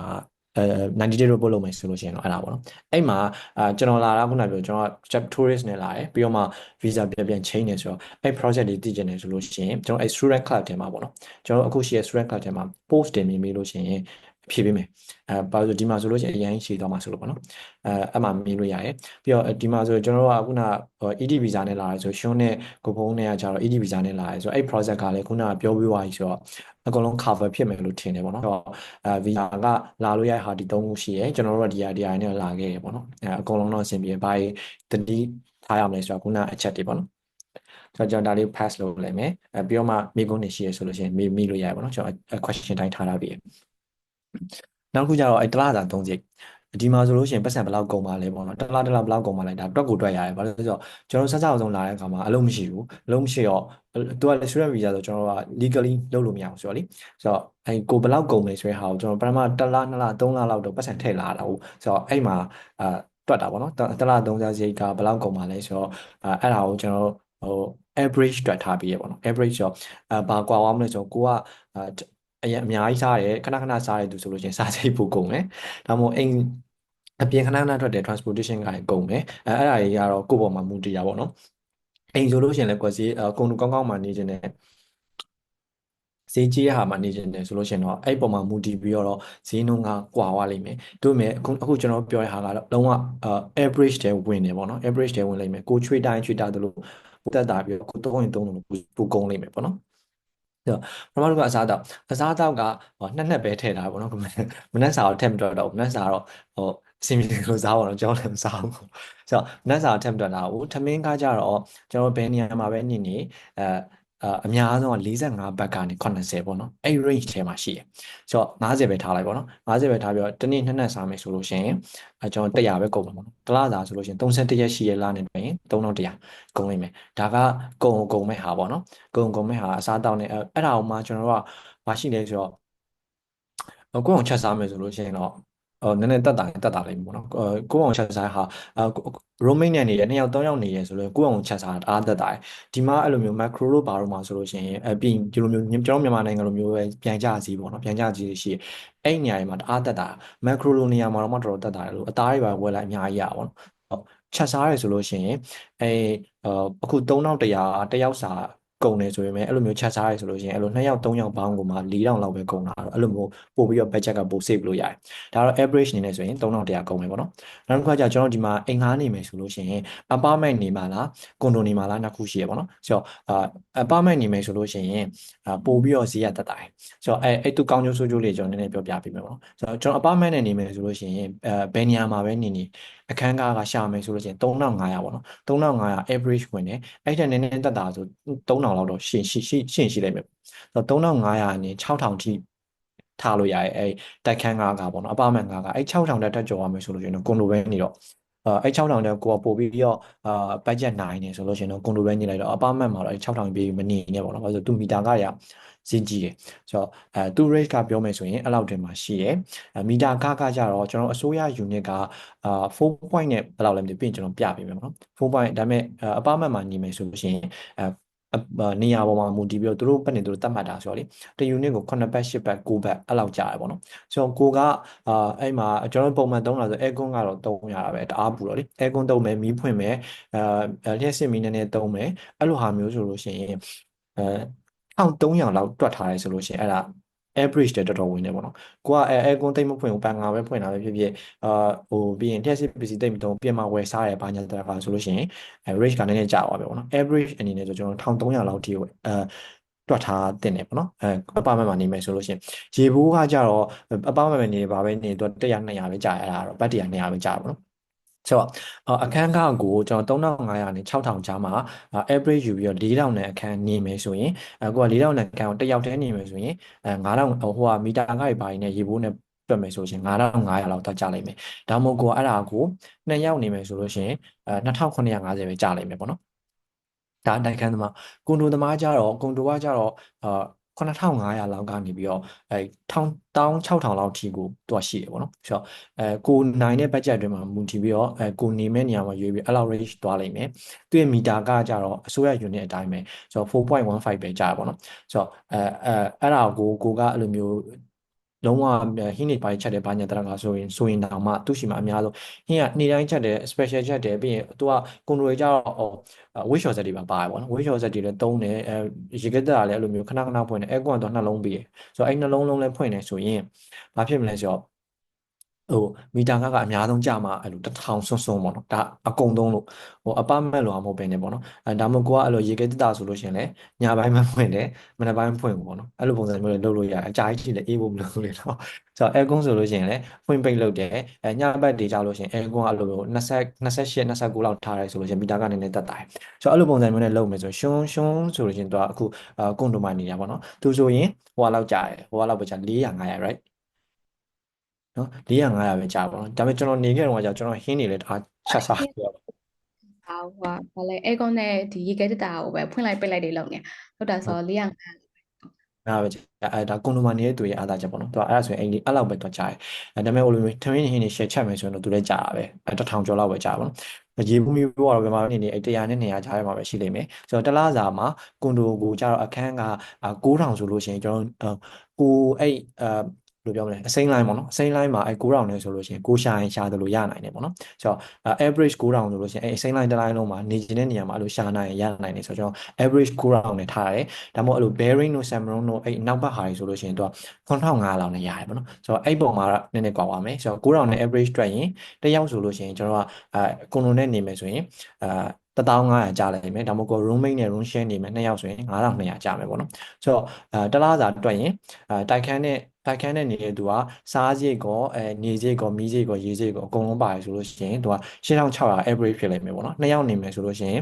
9860ပဲကြာလိမ့်မယ်ဒါကခုနပြောသလိုအဲ့လိုအစားအသောက်တွေကိုလည်းကျွန်တော်တို့3100နဲ့တွက်ထားတယ်အခန်းကားကိုလည်း4000နဲ့တွက်ထားတယ်ပေါ့နော်ကိုနေတဲ့အခန်းကားက3500ပဲရှိမယ်2ယောက်မို့ပဲနဲ့3ယောက်နေရဆိုပူတက်တာမယ်စားစရိတ်ကလည်းအဲ့လိုချက်စားရဲဆိုလို့ရှိရင်ခုနပြောလို့3ယောက်လောက်နေရ2ယောက်လောက်နေရဆိုလို့ရှိရင်တစ်လလုံးနေတော့မှ4000လောက်ပဲကုန်တာမျိုးရှိတယ်ပေါ့နော်ဆိုတော့အဲ့ပုံမှာမူတည်ပြီးတော့ပူတက်တာပါလိမ့်မယ်ဒါကကြတော့လုံးဝ average ပေါ့နော်ဒါမှမဟုတ်ကိုကပိုပြီးစားရဲတယောက်တည်းပဲနေနေဆိုလို့ရှိရင်တော့နည်းနည်းပိုစီကြည့်မယ်ဆိုတော့ကွန်ဒိုနဲ့နေမယ်ဆိုလို့ရှိရင်တယောက်တည်းနေမယ်ဆိုလို့ရှိရင်တော့13100လောက်ကတော့ဒါ basic rate ပဲပေါ့နော်ကွန်ဒိုနဲ့နေခြင်းနဲ့ဟိုလိုမျိုးဖြစ်မယ်ဆိုရင်အဲ့လောက်ကွန်ဒိုမှာ2ယောက်တူတူနေတယ်ဆိုလို့ရှိရင်တော့2ယောက်တူတူနေရဆိုလို့ရှိရင်တော့အစားအသောက်ကကြတော့လို့မချက်စားဘူးကိုယ့်အောင်ဝယ်စားမယ်ဆိုရင်သူက8000လောက်တော့ကြမယ်8000လောက်တော့ကြမယ်ဒါပေမဲ့ကိုယ့်အောင်ချက်စားမယ်ဆိုလို့ရှိရင်အစားအသောက်ပိုတက်တာလိမ့်မယ်3ယောက်နေမယ်ဆိုလို့ရှိရင်လည်းပိုရှိဟုတ်ဆိုတော့ဒါကတစ်လဘတ်ဂျက်ပေါ့နော်တစ်လစာဘတ်ဂျက်ဆိုလို့ရှိရင်ဒီကောင်က average ဆိုပြီးတော့လာမဲ့သူတွေတွက်ထားလို့ရတယ်အဲ့ပုံမှာကိုချွေတာရင်ချွေတာတဲ့လောက်တက်တာရယ်ကိုစားရင်စားတဲ့လောက်ပိုကုန်နိုင်မယ်ပေါ့နော်ဆိုတော့ခုနအသုံးစရိတ်တည်သွားပြီဆိုတော့ကျွန်တော်ဘယ်နေရာမှာနေမှာလဲပေါ့နော်ကျွန်တော်စစအောင်ဆုံးလာအရင်တိုင်ပတ်တာဘယ်နေရာမှာငှားမှာမသိဘယ်နေရာမှာသွားနေရမှာမသိဘူးအဲ့ပြဿနာတအားတိုင်ပတ်တယ်ပေါ့နော်ဆိုတော့ဘယ်မှာနေမှာလဲဆိုတော့အိမ်စရွေးလို့ရှိရင်ခုန budget နဲ့ဆိုရင်apartment နဲ့နေမှာလားကွန်ဒိုနဲ့နေမှာလားကို choice လို့ရတယ်ပေါ့နော်ကျွန်တော်တို့အိမ်စရွေးရင်အဓိကအချက်3ချက်က ဒီဟာနဲ့ပဲရွေးတာပေါ့နော်ဈေးတက်တာလိုချင်တယ်ကျွန်တော်တို့ကြောင်းနဲ့နီးရတဲ့ကြောင့်မလို့ကျွန်တော်တို့မှာ charge မရှိဘူးကြောင်းနဲ့နီးမှရမယ်ကြောင်းနဲ့ဝေးtransportation charge ကတာဒေါ်လာလို့ရှိရင်နဲတာမဟုတ်ဆိုတော့ကျွန်တော်တို့ကြောင်းနဲ့နီးရအောင်ရွေးတယ်ပေါ့နော်ကြောင်းနှိတိုင်းတက်ရကြောင်းနေဆိုရင်နောက်တစ်ခါကျတော့ကျွန်တော်တို့ BTS နဲ့နီးရလမ်းမလျှောက်ချင်ဘူးလမ်းမလျှောက်ချင်ဘူးပြီးရင်တည်မလားအရန်ဝေးရမျိုးတွေနေ BTS နဲ့အဲ့လို15မိနစ်လောက်ဝေးရင်လမ်းလျှောက်ချင်ဘူးနီးရပဲလို့ချင်တယ်ဆိုလို့ရှိရင်အဲ့ပေါ်မှာမူတည်ပြီးတော့အိမ်ရွေးလို့ရတယ်ပေါ့နော်ဆိုတော့အိမ်ကိုဘယ်ရရှာမလဲဆိုတော့ယုံကြည်လို့ရတဲ့ဒီထိုင်းနိုင်ငံက website 3ခုဆိုရင်Rent Hack ရဲ့ DD Property ရဲ့ Living Insider ရဲ့ပေါ့နော်အဲ့3ခုကနေပြီးတော့အိမ်တွေတွားရှာလို့ရတယ်ဆိုတော့အဲ့မှာ filter ခောက်ပြီးတော့ကိုလိုချင်တဲ့ budget apartment လားဒါမှမဟုတ် condo ဆိုလို့ရှိရင် 1 bedroom လိုချင်တာ2 bedroom လိုချင်တာလားပြီးဘယ်နေရာတွေမှာနေချင်တာလဲပေါ့နော်အဲ့အရာစ filter ခောက်ပြီးတော့ကိုရှာလို့ရတယ်ပေါ့နော်ဆိုတော့ပြီးရင် ဓာတ်ရိုက်တော့ထိုင်းရလူနဲ့ထိုင်း agent နဲ့ contact လုပ်ပြီးတော့ကိုအိမ်တွားကြည့်ချင်တယ်ဆိုတော့သူတို့အိမ်ကအဲ့အိမ်မငှားထွက်သေးဘူးဆိုတော့သူတို့ available time ပြောလို့ရှိရင်တွားကြည့်လို့ရတယ်ဆိုတော့အိမ်ဘယ်လိုရှာမလဲမသိဖြစ်နေရဆိုလို့ရှိရင်အဲ့ website 3ခုကနေပြီးတော့ကြည့်လို့ရပါတော့နောက်တစ်ခုကကျွန်တော် Facebook မှာတော့တက်လိမ့်မယ်တက်တဲ့ဟာတွေမှာဈေးနှုန်းကကြီးနေတာများနေတာဆိုတော့အဲ့ကောင်မှာတော့ check လုပ်လို့ရတယ်ဒါမှမဟုတ်ကိုယုံကြည်ရတဲ့အပေါ်နော်မြန်မာ agent ရှိရဒါပေမဲ့ तू တင်တဲ့အိမ်တွေမကြိုက်ဘူးဆိုလို့ရှိရင်ကိုဘက်ကိုအဲ့မှာအိမ်တော့ရှာပြီးတော့ဒီအိမ်မှာဒီကွန်ဒိုမှာနေချင်ပါတယ်ရှာပေးပါဆိုပြီးတော့လုပ်လို့ရတယ်ပေါ့နော်ဆိုတော့နောက်တစ်ခုကအဲ့ Facebook မှာခုနပြောလို့ပေါ့နော် agent တွေအများကြီးပဲpage တွေအများကြီးထောင်းထားတယ်မြန်မာတွေလောက်ကြတယ်ပေါ့နော်ကျွန်တော်မြန်မာတွေလောက်ကြတယ်အဲ့ကနေလည်းငှားလို့ရတယ်ဒါပေမဲ့သူတို့ကြတော့ကိုကအိမ်ကြိုက်တယ်တကယ်ငှားရတဲ့အခါမှာဘယ်လို filter ပြန်လုပ်မလဲဆိုတော့ကျွန်တော်ဒီမှာပြောပြပေးမယ်ပေါ့နော်ဆိုတော့ဘာတွေသတိထားရမလဲအိမ်ငှားလို့ရှိရင်ပေါ့နော်အဲ့မှာပထမ short term နဲ့ long term ကကြတော့ကျွန်တော်တို့ဘာအကျိုးရှိလဲဆိုတော့ကိုကမြန်မာပြည်ကနေဒီကိုတန်းလာမယ်ဒါပေမဲ့အိမ်ကဘယ်နေရာမှာနေရမှလည်းမသိသေးဘူးမဆုံးဖြတ်ရသေးဘူးနောက်ပြီးတော့အိမ်ကြီးကဘယ်လိုရှိမှလည်းကိုမသိဘူးအိမ်ကိုအေးဆေးရှာခြင်းတယ်ပေါ့နော်ကိုလိုချင်တဲ့အိမ်ကိုလိုချင်တဲ့နေရာမှာအေးဆေးရှာခြင်းတယ်ဆိုshort term နဲ့ short term အိမ်တွေအရင်လိုက်ငှားလိုက်ဆိုတစ်လငှားတာရှိရ3လငှားတာရှိရပေါ့နော်အဲ့မှာshort term အကုန်လုံးလဲ TM30 တွေပါအကုန်ထုတ်ပြီးအဲ့ TM30 တွေပါဆိုတော့အဲ့လောက်ထိသူများပြောနေလို့ခက်ခဲတဲ့အရာတွေပေါ့နော်ကိုယ့်အကိုလုံးအောင်ရတယ်အဲ့ဒါတွေကလေဆိုတော့အဲ့ short term နဲ့တစ်လဒါမှမဟုတ်3လနေလို့ရတဲ့အိမ်တွေရှိရဲအဲ့လိုအိမ်တွေရှာပြီးတော့နေပြီးတော့မှကိုလိုချင်တဲ့အိမ်ကိုရှာလို့ရတယ်ဒါတစ်ခုပေါ့နော်နောက်တစ်ခုကျ long term ကကျ6လနဲ့တစ်နှစ်ပေါ့နော်ဆိုတော့contract တွေကတော့ဗာလဲဆိုတော့တို့လို contract ချုပ်ပြီးသွားပြီဆိုလို့ရှိရင် contract မပြည့်ခင်မှာကိုကထွက်ကျင်တယ်ဆိုလို့ရှိရင်စပေါ်ဆုံးတယ်အဲ့ဒါတော့ဘာမဖြစ်ဘူးပေါ့နော်တချို့အိမ်ရှင်တွေကတော့အဲ့လိုမျိုးကိုပြောပြရဲတေချာနာထောက်ပြီးနားလဲတယ်ဆိုလို့ရှိရင်တော့တို့ကကိုကကိုငှားတဲ့အိမ်ကို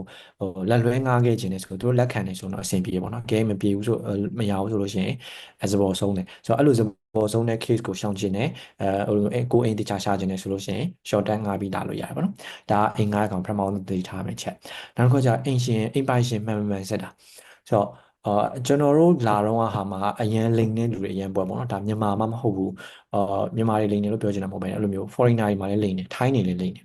ဆိုတော့အပြင်အဲ့လိုမျိုး room ကိုခုနပြောလက်လွဲငှားတာပေါ့နော်လက်လွဲငှားတယ်ဆိုပြီးတော့ तू က အိမ်ပိုင်ရှင်လို့ငှားခဲ့တဲ့ case တွေလည်းရှိတယ်အမှန်တကယ် तू ကအိမ်ငှားအဲ့တော့အိမ်ပိုင်ရှင်လာတဲ့အခါမှာ तू ကစာချုပ်ဒီပိုင်းဟိုဖြစ်ပြီးတဲ့အခါမှာအဲ့ကိုပေးခဲ့တဲ့ပတ်စံတွေစပေါ်တွေတလားသာကြိုပေးရတယ်အကုန်ဆုံးတာတွေလည်းအဲ့လိုလှုပ်ရှားကြရလည်းရှိရပေါ့နော်ဆိုတော့အိမ်ပိုင်ရှင်မှန်ကျွန်တော်တို့ဘယ်လိုစစ်လို့ရလဲဆိုတော့ခုနအဲ့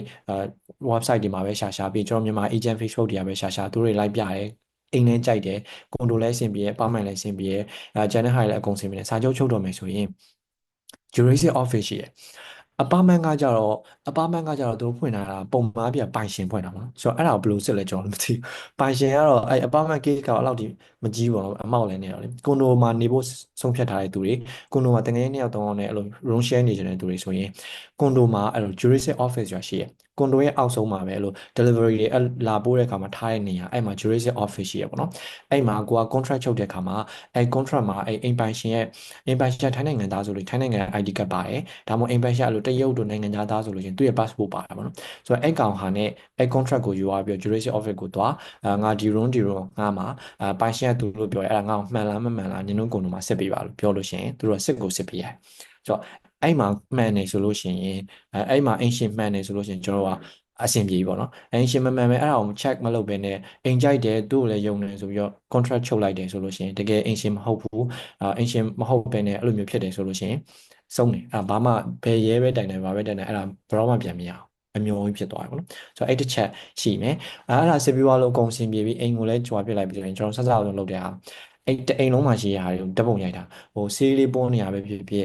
်ပြီးရင်အဲ့ double date တွေကတ်ထားတဲ့ဟာပဲဖြစ်ဖြစ်အဲ့ဒါအကုန်လုံးဓာတ်ပုံရိုက်ထားပါတော့စာတင်တဲ့ခါမှာဘာလို့လဲကို contract ပြည့်သွားလို့သူက room ကိုပြန်ဆက်တယ်ပြန်ဆက်ပြီးတော့အဲ့လို like ကာမှာအစိမ်းရပါနေရကျွန်တော် sofa ရှိလို့ sofa ပြဲနေရအဲ့လိုမျိုးရှိရဆိုရင်ကျွန်တော်ပေးရတဲ့သဘောတွေကနှုတ်တာသူကနှုတ်တော့ကျွန်တော်စပေါ်အပြည့်မရအောင်ပေါ့နော်ဆိုတော့အဲ့ evidence ကိုကြတော့ကျွန်တော်ဆက်စားအောင်ဆိုအိမ်ငှားတဲ့အခါမှာစစ်ထားပြီးတော့သူပြန်ပြောတဲ့အခါမှာဆိုလို့ရှိရင်ဒါနင်းအိမ်စားငါးရက်ဒါရှိရဲငါစပေါ်တွေကနှုတ်မနှုတ်နဲ့ပေါ့နော်အဲ့လိုမျိုးတချို့အိမ်နေဆိုလို့ရှိရင်ကျွန်တော် double date တောင်ပြီးမကတ်ဘူး double date တစ်ခုရှိလို့ရှိရင်900ပေးရတော့နှစ်ခုရှိရင်1000ပေးရတော့အဲ့လိုပုံစံမျိုးတွေရှိတယ်ပေါ့နော်ဆိုတော့တပုံရိုက်ထားနောက်တစ်ခုကျတော့ဟိုအိမ်ရှင်ပဲဖြစ်ဖြစ်ပွဲစားနဲ့ပဲဖြစ်ဖြစ်ငှားလိုက်ဆိုလို့ရှိရင်ကျွန်တော်မီတာကဘယ်ရက်လာတယ်လဲဆိုတဲ့အားမျိုးမေးထားပေါ့နော်ပုံမှန်အားဖြင့်မီတာကဘယ်ရက်လာလဲဆိုတော့ကျွန်တော်တို့အခန်းရှိမှလာပေးရမှာပဲနဲ့သူရဲ့ကွန်ဒိုရဲ့ park လေးမှာကျွန်တော်အခန်းတိုင်းမှာအခန်းတစ်ခန်းကြီးအတွက်သူတို့အလို့စာထည့်တဲ့ park လေးတွေအောက်မှာရှိရဆိုတော့လေအဲ့မှာတော့ထည့်သွားတာထည့်သွားတော့အဲ့မီတာကကိုကမီတာကတပတ်လား10ရက်လားမသိဘူးကိုကမဆောင်မိဘူးကြော်သွားတယ်ဆိုလို့ရှိရင်အဲ့မှာထပ်ပြီးတော့ပြဿနာတက်ပြအောင်ဆိုတော့အဲ့မီတာကဘယ်ရက်လာမယ်ဆိုရဲ့ဟာကိုသူတို့ကြိုးမိထားပါတော့သူတို့မသိဘူးဆိုလို့ရှိရင် Jurassic Office မှာမိလိုက်နောက်က TM30 TM30 ကအခုလည်းတော်တော်များတော့သိကြပါပြီတအားလွယ်တယ်ဟိုဒီတိုင်းလုံရတယ်အဓိကပြဿနာ TM30 ကကိုလောက်ထားတာကနှစ်ခုဖြစ်မနေဘူးပဲပေါ့နော်ဟိုဥမာ immigration သွားတယ် TM30 လို့တယ်ကိုကTM30 ကိုနှစ်ကြိမ်လောက်ထားတဲ့ပုံစံမျိုးဖြစ်တယ်နေရာမတူဘူးအဲ့အောင်မှာပထမအဆုံးသွားလောက်တဲ့ဟာကိုယူသွားရဆိုလို့ရှိရင်အဲ့ဒါပြဿနာတက်ပြီဘာလို့လဲဆိုသူတို့ရှိမှာပေါ်တာကြတော့ဒုတိယတစ်ခေါက်နောက်ဆုံးပေါ့နော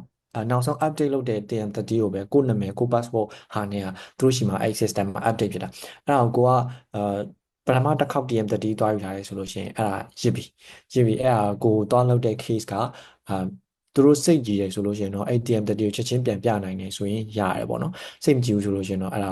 immigration ဆိုတာလည်းနီးရနေရမဟုတ်ပေါ့နော်ခါတော့အ% တအားကုန်မှာဆိုတော့အဲ့ဒါကြီးပြဿနာတက်နိုင်တယ်TM30 ရဲ့အဓိကဟာကအဲ့ဒါပဲနှစ်ခုလောက်ထားရင်ပထမတစ်ခုကမယူပါနဲ့ဒုတိယတစ်ခုဟာပဲ update ဖြစ်ဆုံးဟာပဲယူပါTM30 လောက်တာတအားလွယ်တယ်ဟိုကိုယ့်အောင်တော့လုပ်လို့ရပါတော့เนาะသူများဆိုလို့900တောင်းတာပါညာတရာခိုင်ရှိလို့မလာသေးတဲ့သူဆိုအဲ့ဒါဝါရီဖြစ်ချင်မလို့အဓိကဟိုကအိမ်ငှားတဲ့အခါမှာကျူးနာပြောဆိုစာချုပ်မပြည့်ခင်ပြောင်းခြင်းစပေါ်ဆုံးတယ်ဆိုတော့အဲ့ case တစ်ခုရှိရဲလက်လွဲငားခြင်းနေဆိုလို့ရှိရင်တော့အိမ်ရှင်နဲ့အရင်ညှိပါတော့ကျွန်တော်တို့ကကျွန်တော်အိမ်ရှင်နဲ့ညှိခဲ့ရကျွန်တော်ပထမအကြောင်းတက်ဖို့အစီအစဉ်မရှိဘူးပြီးတော့မှဒီဘက်ကိုပြောင်းလာတဲ့အတွက်ကြောင့်မလို့ဒီကြောင်းတက်လိုက်တဲ့အတွက်ကြောင့်မလို့ကြောင်းနဲ့ညှိရဲ့အိမ်ငှားတော့ဟိုကစာချုပ်မပြည့်ခင်မှာတိုင်ပတ်တာပေါ့နော်ဆိုတော့အိမ်ရှင်ကိုကောင်းကောင်းပြောတဲ့အခါမှာအိမ်ရှင်ကတော့လက်ခံလိုက်တယ်ဆိုတော့ကျွန်တော်တို့ကကျွန်တော်စပေါ်ပြန်ရရပေါ့နော်ဆိုတော့နောက်တစ်ခုကအင်္ဂလိပ်ကြီးကပွဲစားတောင်းတယ်ပေါ့နော်အမှန်တကယ်အဲ့ဒါပေးကြမလို့သူတို့ကဘာရှိလဲဆိုတော့ဟိုအိမ်ငှားဖြစ်သွားတယ်ဆိုလို့ရှိရင်အိမ်ငှားရတလားစာပွဲစားတွေကရတယ်ပေါ့နော်ဆိုတော့ဒါသူတို့ဘက်ကအိမ်ရှင်ဘက်ကနေပြီးပွဲစားရရဲ့ benefit ကရှိပြီးသားဆိုတော့ဟိုကိုကထိုင်းပွဲစားပဲဖြစ်ဖြစ်မြန်မာပွဲစားပဲဖြစ်ဖြစ်ကိုကြည့်ကျင်တယ်ဆိုလို့ရှိရင်သူတို့သွားပြောပြီးတော့သူတို့အားရဲ့အချိန်မှာသွားကြည့်လို့ရတယ်အိမ်လိုက်ကြည့်ခါဆိုပြီးပတ်စံတောင်းနေဆိုလို့တော့လုံမနေနဲ့တော့ပေါ့နော်ဟိုစားရတယ်လို့မြင်တယ်ပေါ့နော်အမှန်တကယ်ဆိုပတ်စံမကုန်ဘူးပေါ့နော်ဆိုတော့အဲ့ဒါနောက်တစ်ခုကကျွန်တော်ဘယ်နေရာမှာငှားမလဲပေါ့နော်ဘယ်နေရာငှားမလဲခုနကကျွန်တော်ကွန်ဒိုနဲ့အပါမန့်နဲ့မှာ rate တွေပြောထားတယ်ပေါ့နော်အဲ့ rate တွေထဲမှာကိုကအစိမ်းလိုင်းနဲ့နေကျင်တာနေကျင်နေဆိုရင်အဲ့ rate ကအစုပ်ကနေပြောအဲ့ဆမ်မရုံးထိအဲ့ rate အတိုင်းဝင်တယ်ဆိုတော့ဒီကြားမှာရှိတဲ့အိမ်တွေကိုရှာလို့ရတယ်ပေါ့နော်yellow line ကကြောင့် budget ဆေးဖြည့်ချင်တယ်ဆိုလို့ရှိရင်အဲ့အဝါ line နားမှာနေလို့ရတယ်သူကကြတော့ဘာရှိလဲဆိုတော့တော်တော်သက်သာတယ်ပေါ့နော်ပြီးမြန်မာအရင်များတယ်ကျွန်တော်မြန်မာအများကြီးပဲရှိတယ်ဟို room အပါမန့်တစ်ခုဆိုလို့ရှိရင်3500 4000ကွန်ဒိုဆိုတော့မှကွန်ဒိုလိုမျိုးအခန်းကျကျတောင်မှတို့အဲ့လောက်ထိဈေးမကြီးဘူးပေါ့နော်ဆိုတော့အဲ့ဟာတွေဆိုရင်ဒီနေရာတွေဝင်းကျင်မှာရှာကြည့်လို့ရတယ်ပေါ့နော်ဒါကျွန်တော်တို့တိတလောက်ကိုပြောပြပေးရပါတော့yellow line နဲ့ MRD line ကကြောင့်အမှန်တမ်းပြောအရန်ကြီးကျွန်တော်တို့နေရတဲ့အစုံမသိဘူးဆိုတော့ဟိုတိတလောက်ကဒီလောက်တည်းရှိရဲကိုကအဲ့နေရာကြီးမှာငားမယ်ဆိုလို့ရှိရင်ဒီနေရာကြီးမှာရှာကြည့်ပေါ့နော်ပြီးတော့မှဈေးသက်သာထပ်တွေ့ရဆိုလို့ရှိရင်ရှာလို့ရတယ်ဆိုတော့ဒါအဲ့မှာဒီ yellow line မှာ risk တစ်ခုရှိတာကျွန်တော်ဗာသိရလဲဆိုတော့သူကမြန်မာရမ်းများတယ်ဈေးနှုန်းသက်သာတယ်ဈေးလည်းနည်းနည်းသက်သာတဲ့အတွက်ကြောင့်မလို့ခါလီကြရလိုမျိုးရဲထိုင်းရဲစစ်တဲ့ဟာကြီးခဏဆိုတာတဲ့ကြုံရနိုင်တယ်ပေါ့နော်ဆိုတော့အဲ yellow line မှာအဲ့ဒါဒါပေမဲ့ကိုယ်မှာထောက်ထားရှင်တယ်ဘာကြောက်ချင်ဘူးပေါ့နောက်က MRD မှာကျတော့ဒါနွန်တပူရီဖြစ်မယ်ခွန်တပူရီလားမှားနေနွန်တပူရီမှာနေလို့ရတယ်နောက်တစ်ခါဝှေ့ခွန်ကကြောက်ကျွန်တော်တို့ ကျွန်တော်အခုနေတဲ့နေရာနဲ့နည်းနည်းနီးရပေါ့နော်ဆိုတော့အဲ့ MRT ဝေးခွန်ကကြတော့ပြောရင်မြို့ရဲ့လိုမျိုးစင်တာလိုမျိုးနည်းနည်းတော့ဖြစ်တယ်ပေါ့နော်ဟိုဘက်ပဲဒီမှာရှိရဆိုလို့ရှိရင်ကျွန်တော်ကဒီမှာရှိတော့ဒီဘက်ပဲတော့ဟိုဘက်ပဲတော့တော့တအားနီးဆိုတော့အဲ့ဝေးခွန်ကလေ MRT နားမှာနေမယ်ဆိုရင်အဲ့နားမှာရှာကြည့်လို့ရတယ်ပေါ့နော်သူကတော့apartment အနေထက်ကြကွန်ဒိုတွေတော့ပုံများမယ်ထင်တယ် apartment တော့ကျွန်တော်သိမသိပေါ့နော်ကွန်ဒိုတွေဆိုရင်အဲ့နားမှာရှာလို့ရတယ် range ကတော့အများဆုံးခုနကပြည့်9500နေပြီး16000ဝင်းကျင်တွင်ရှာလို့ရတယ်ပေါ့နော်တွေ့လိမ့်မယ်ဒါအိမ်ငှားရဟာပေါ့နော်နောက်တစ်ခုက transportation ထိုင်းမှာဆက်လာတယ်ဆိုလို့ရှိရင်ကျွန်တော် transportation ဘာတွေရှိလဲပေါ့နော်ပြီးရင်ဘယ်ဟာကအဆင်ပြေလဲဘယ်ဟာတွေမသုံးသင့်ဘူးလဲဆိုရင်ဟာပြောပြပေးပါနော်အာထိုင်းမှာရောက်နေတော့သိပြကြပါဆိုတော့ BTS ရှိရယ်တော့မိုးပေါ်သွားရထားပေါ့နော်တော့အစိမ်းလိုက်ဆိုတော့နောက်တစ်ခုက MRT ကမြေရောက်ရထား MRT ကမြေရောက်ရထားပြီးရင်အဲ့လိုမျိုးပန်းအောင်လိုင်းတို့အဝါလိုင်းတို့ဘာလိုင်းတို့ညာလိုင်းတို့ရှိသေးတယ်ဆိုတော့main အားဖြင့်ကျွန်တော်တို့သုံးတာကနေအသုံးများတာအဲ့ BTS နဲ့ MRT ပေါ့နော်အဲ့ဒါအသုံးများရယ်နောက်တစ်ခုကကျတော့ကျွန်တော် line ကားနဲ့လည်းတွားလို့ရတယ် line ကားနဲ့လည်းကျွန်တော်တော်တော်များများရှိရယ်အဲ့သူတို့ကောင်းတဲ့ဟာတစ်ခုကကိုသွားခြင်းတဲ့နေရာဘယ်နေရာဘာနေရာမသိဘူးဆို application တွေရှိရောလေအဲ့မှာကြည့်ပြီးတော့ねတွားရတယ်အဆင်ပြေ line ကားလည်းအဲ့တိုင်းပဲကိုသွားခြင်းတဲ့ map ကိုကဒီမှာရှိတယ်ကိုသွားခြင်းတဲ့နေရာဒီနေရာဆိုရင်အဲ့ map ကို map မှာတွားကြည့်လိုက်ပေါ့နော်ပြီးရင် bus ကားနဲ့ဘာကားရောက်လဲဆိုတော့အဲ့ Google Map မှာပဲတစ်ခါကြည့်လို့ရတယ်ဆိုတော့ Twitter ခြင်းနဲ့ဆိုရင် bus နဲ့တွားလို့ရတယ်ပေါ့နော် BTS ကကြတော့2ဘက်တိုင်3ဘက်တိုင်ဆို15ဘက်လောက်ပဲကြာတယ်နည်းနည်းဝေးဝါးကြီးဆို40 45အပြင်50 55အများဆုံးကတော့65 MRT ကကျွန်တော်တိတ်မရှိပြဘူးပေါ့နော်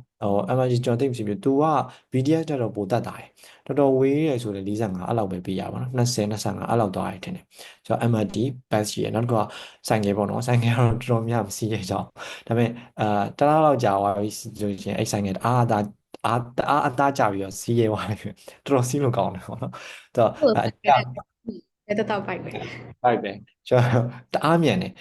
နေဆိုတာကားကတအားပိတ်တယ်ဘန်ကောက် traffic တအားဖြစ်တော့လေကျွန်တော် Bob နဲ့သွားမယ် Grab နဲ့သွားမယ်ဆိုကားနဲ့သွားမယ်အချိန်အများကြီးပေးရတယ်ပေါ့နော်အဲ့ဆိုင်ငယ်နဲ့ဆိုသူကကားကြားရပဲတော့ blue ပဲတော့အဲ့လိုမျိုး shrink ဆိုရောက်တော့ကျွန်တော်အဲ့ဆိုင်ငယ်ကိုပို့သုံးများရပါတော့နောက်ကအဲ့ public transportation တွေမှာtransportation မှာဘာထက်ရှိလဲဆိုတော့ Grab ရှိရယ် Bob ရှိရယ်အဲ့ဟာတွေသုံးလို့ရတယ် Grab နဲ့ Bob နဲ့မှာဆိုရင် Bob ကပို့ပြီးတော့ဈေးနှုန်းပိုတက်တာရယ်Grab ကကြတော့အဲ့နှစ်ခုရှင်ရင်တော့ပို့ပြီးတော့ safe ဖြစ်တယ်လို့ပြောလို့ရတယ်ပေါ့နော်ဒါပေမဲ့ Bob မှာလည်းအဲ့လို case ကအများကြီးမရှိပါဘူးကျွန်တော် Bob နဲ့ပဲစီးရပဲအရန်တက်တာလို့လေပြီးတော့ Grab ကကြတော့ဒီလိုပုံစံတွေလာတယ် Bob ကကြတော့သူကမြန်မာနိုင်ငံနဲ့ဆို black taxi လို့ပြောလို့ရပါတော့တခါလေကြာရင်ကားတွေအကောင်းစားကြီးကျွန်တော်ဆက်တော့ရေးစိတ်ရောက်တော့အဲ့ Bob ကားလိုက်တာရောက်လာတဲ့ကားကြီးက shade အဲ့လိုမျိုးတွေပေါ့နော် surprise ဖြစ်တယ်ပေါ့နော်ဆိုရန်ကုန်မှာနေပဲဆိုအဲ့လိုကားမျိုးอ่ะအဲ့လိုသိရမလားတစ်စီးဟိုကိုငှားတိုင်းစီးနိုင်အောင်ဒီမှာပေါ့ငှားအဲ့ဒါစီးရတယ်တခါလေးကျရင်ကားတော့မဝင်တော့ဘူးသူတို့ကတော်တော်ကောင်းတာပေါ့နော်ဆိုတော့အဲ့ဘော့ကအဲ့ဒါရှိရယ်ဘော့မှာလည်းအဲ့လို bot economy ပြီးရင်အဲ့လိုလူဆန့်တဲ့ဟာတွေပေါ်မှာမူတည်ပြီးတော့ pricing တွေကွာသွားတယ်ပေါ့နော်အဲ့မှာကျွေးလို့ရတယ်မစီးအသင့်ဆုံးကမီတာတက်စ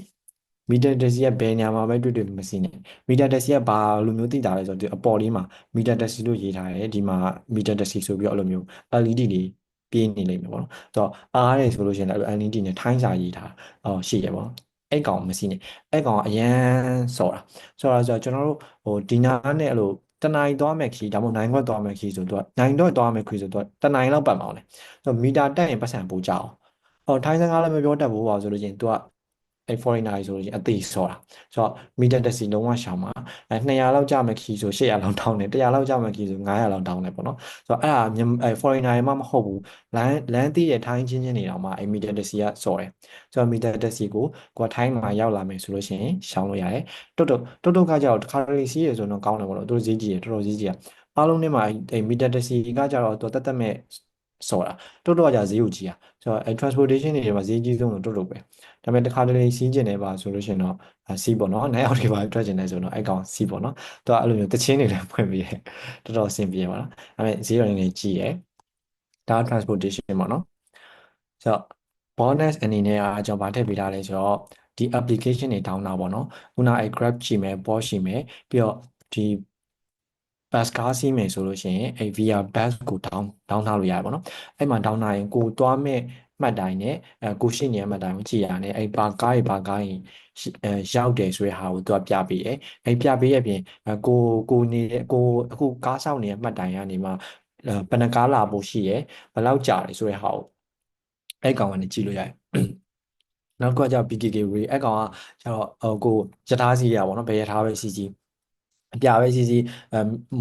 MRT ပဲစီစီ BTS ပဲစီစီပန်းရောင်ပဲစီစီအဲ့ကြက်သွေးရောင်ပဲစီစီအဝါပဲစီစီကိုသွားမှတ်တိုင်နေအကုန်လုံးနဲ့ဘယ်လောက်ကြာတယ်ဆိုတဲ့ဟာကိုအဲ့ BKK Way မှာကြည့်လို့ရတယ်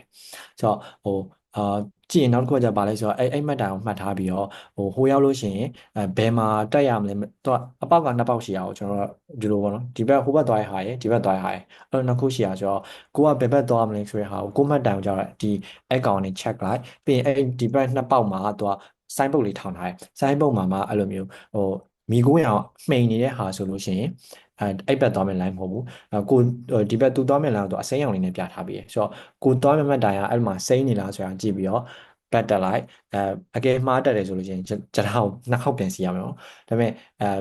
case မရှိရတာအဲ့လိုရထားမှားစီကိုလေကိုကအဲ့လိုကတ်နဲ့တီးဆိုပြီးတော့မထွက်သွားဘူးဆိုလို့ရှိရင်ဘက်ကိုပြန်ပြောင်းစီပြီးတော့အဲ့ duration နဲ့ပြန်စီရဆိုပတ်စံပေးကြမလို့တီးဆိုပြီးတော့ထွက်သွားလို့ရှိရင်တော့အဲ့ဒါပြန်ဖြတ်ပေါ့နော်မဖြတ်ဘူးဆိုလို့ရှိရင်ရထားမှားစီနဲ့ပတ်စံမကုန်ပေါ့နော်မှားစီဝင်တော့ရှိတယ်နောက်တစ်ခုကGrab နဲ့ Bolt ကကြတော့ကျွန်တော်ဒီမြို့ရင်းသွားတယ်ဆိုလို့ရှိရင်အဆင်ပြေအကယ်ကိုပတရားသွားကျင်တာဖြစ်ရုပ်တရားသွားကျင်တာဖြစ်နည်းနည်းဝေးတဲ့နေရာတွေသွားကျင်တယ်ပေါ့နော်အဲ့သွားဖို့ရှိရဲအဲ့ဒါဆိုလို့ရှိရင် Grab တို့ Bolt တို့ကကြတော့ဈေးကြီးတယ် Indrive ကကြတော့ဈေးသက်သာတယ်သူကကြဘယ်လိုမျိုးလဲဆိုတော့မျိုးရင်းနဲ့သုံးလို့ရပါတော့ဟိုကောင်တွေကပို့ပြီးတော့ easy ဖြစ်တော့မျိုးရင်းဆို Grab နဲ့ Bolt ကိုသုံးတယ် Indrive ကကြတော့အဲ့လိုမျိုးပြတ်တရားတော့ဘာလို့အဲ့လိုကိုသွားကျင်တယ်တကယ်ချင်းတွေဆိုသွားကျင်တယ်ဆိုလို့ရှိရင် Indrive ကိုငှားလို့ရတယ်အဲ့မှာကျတော့ estimate ဘယ်လောက်ဆိုရအောင်ပြောရပေါ့နော်ဥမာပတရားသွားမယ်ဆိုလို့ရှိရင်တကြားကို800တော့မဟုတ်ဘူးထားလိုက်800ပဲထား800ဆိုလို့ရှိရင်သူနဲ့ဈေးစကားပြောရင်သူကနင် highway သွားမှာလားဘယ်လောက် type ကုန်မယ်အဲ့လိုမျိုးပေါ့နော်ပုံမှန်ထက်ဆိုင်တော့ပိုတက်တာရယ် Indrive ကလေနောက်တစ်ခုကကျတော့ lineman ကကျတော့အစားအသောက်ပေါ့နော်ကိုfull banner တော့ဒီမှာတော့မရှိတော့ဘူးထွက်သွားပြီဆိုတော့ lineman နဲ့ Grab ကနေ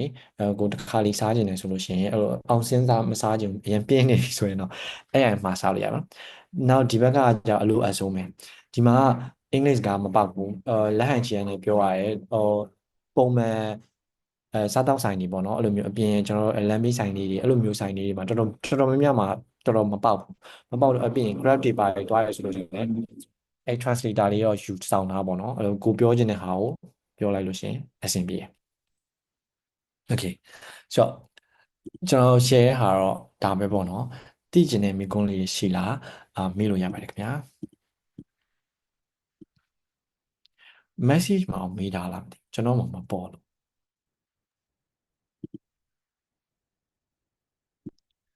ဒီမှာကမ်ဘောဒီးယားရှောက်လို့ရလားစင်ကာပူကရှိလို့ဘယ်ဗီဇာကိုပြောရလဲမသိ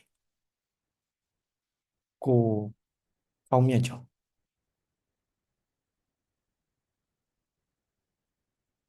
ဟို TR visa နဲ့လာပြီးတော့ ED ပြန်လျှောက်တာကိုပြောရလားမသိဘူးဟုတ်ဆိုတော့ထားလိုက်ပါအဲ့လိုဟာဆိုလို့ရှိရင်ကျွန်တော်ကမ်ဘောဒီးယားရှောက်လို့ရတယ်ကျွန်တော်တက်ကန်ထရီကသွားများတာကလာအိုသွားတယ်လာအိုကအခုတော့နည်းနည်းရစ်တယ်ဆိုပြီးအတန်တော့ထွက်တယ်ပေါ့နော်ဒါပေမဲ့လာအိုသွားလို့ရတယ်ကမ်ဘောဒီးယားရတယ်နောက်တစ်ခုကျတော့ဗီယက်နမ်ရတယ်အဲ့ဒါကကျွန်တော်တော်တော်အများဆုံးသွားရဟာအဲ့ဒီထဲမှာလာအိုကဘာလို့အရင်တော့အရန်သွားများကြလဲဆိုတော့သူ့ရဲ့အဲဘယ်မျိုးမဟုတ်ပါဘူးလာအိုမှာကအသွားများကြတာဘာလို့လဲဆိုတော့သူ့ရဲ့ visa processing time တအားတိုတယ်ဟိုပါပဲရှိရ3ရက်ပဲကြာတာ visa processing time လေကျွန်တော်ဒီနေ့ရောက်တယ်ဆိုလို့ရှိရင်ဒီနေ့သူ found သွားတင် found approve visa found အဲ့ဒါသွားတင်လာတော့ approve ဖြစ်သွားပြီဆိုလို့ရှိရင်ဒီနေ့တရက်မနေ့ပြန်တရက်ဆောက်တတိယမြောက်တဲ့နေ့ကြာလို့ရှိရင်ကို visa သွားထုတ်လို့ရပြီ3ရက်ပဲကြာလာပါလိဆိုတော့ဘာပြဿနာတကူကဘာရှိလဲဆိုတော့ဟိုဘယ်ရက်တွေရှောင်းမလဲဆိုတော့ကြာတာပရိတောက်ကြာရှောင်းရမယ်ကြာတာပရိတောက်ကြာတော့မရှောင်းလို့ရှိရင်အကြာကြီးမနေခြင်းပြောပါတယ်ကိုကဘန်ကောက်မြန်ပြန်ခြင်းနဲ့ပတ်စံအများကြီးမကုန်ခြင်းဆိုရင်ကြာတာပရိတောက်ကြာရှောင်းဆိုတော့ကြာတာပရိတောက်ကြာပြီးစနေတနင်္ဂနွေတော့ပိတ်တယ်ဆိုတော့အဲ့မှာရက်ထောက်တော့နောက်ပတ်တနင်္လာနေ့မှာပြန်ရရပါတော့ဆိုတော့အဲ့လိုမျိုးဟာရှောင်းလို့ရတယ်နောက်ပြီးတော့သူ့ရဲ့ public holiday တွေတစ်ချက်ကြည့်ပါတော့ကမ်ဘောဒီးယားရောနောက်ကဗီယက်နမ်ကလည်းရှောက်လို့ရတယ်သူတို့ processing time ပိုကြတယ်တီးတလောက်က2 ပတ်လားမသိဘူး2 ပတ်ကျော်အဲ့ဝင်ကျင်သွားရပါတော့ဆိုတော့ အဲ့လောက်ကြာတယ်သွားလို့ရှောက်လို့ရပါတော့လာအိုမှာဆိုလို့ရှိရင်ကျွန်တော်လာအိုမှာ2ကြိမ်ရှောက်ပူတာပေါ့နော် visa cancel language school ကိုတစ်ခါအပြင်ထွက်ပြီးရှောက်ရတယ်နောက်ပြီးတော့အဲ့ language school ကို cancel လုပ်ဖို့အတွက် language school visa နဲ့နေတဲ့အတွက်ကြောင့်မလို့ university visa ပြောင်းတဲ့အခါမှာကျွန်တော်တက်ကန်တီထွက်ရတယ်ဆိုတော့အဲ့မှာတက်ကန်တီထွက်ပြီးတော့ cancel လုပ်ပြီးတော့ED visa ပြန်လျှောက်လာပါတော့ဆိုတော့ကျွန်တော်လာအောင်2ခါလုပ်ပူတယ်အဲ့မှာလာအောင်မှာလုပ်လို့ရတဲ့ immigration 2ခုရှိတယ်immigration တဲ့အဲ့လို embassy ပေါ့နော် Thai embassy 2ခုရှိတယ်7နှစ်ခန့်နဲ့နောက်တစ်ခုပါလဲ VN ချင်းနဲ့ဆိုတော့အဲ့သူတို့2ခုမှာပါကွာလဲဆိုတော့ကိုကောင်းမြတ်ကျော်သူလာသွားချင်တယ်ဆိုလို့ရှိရင်အဲ့7နှစ်ခန့်နဲ့7နှစ်ခန့်နဲ့ VN ချင်းနဲ့ပါကွာသွားမလဲဆိုတော့အဲ့7နှစ်ခန့်ကကြာနေစက်မှာ VN ချင်းကကြာတော့သူမြို့ထဲမှာပေါ့နော်7နှစ်ခန့်ချီသွားမယ်ဆိုလို့ရှိရင်easy visa ရှောက်မဲ့ document တွေအကုန်လုံး print version မရအောင်သူ original ပဲပြရတယ်ပေါ့နော်ဆိုတော့ကျောင်းကိုကိုယ်တိုင်တွားပြီးတော့အဲ့ဟာတွေကိုတွားယူရတယ်ပေါ့နော်VN ချင်းကကြတော့ print နဲ့ရတယ်အဲ့ဒါသူကွာချက်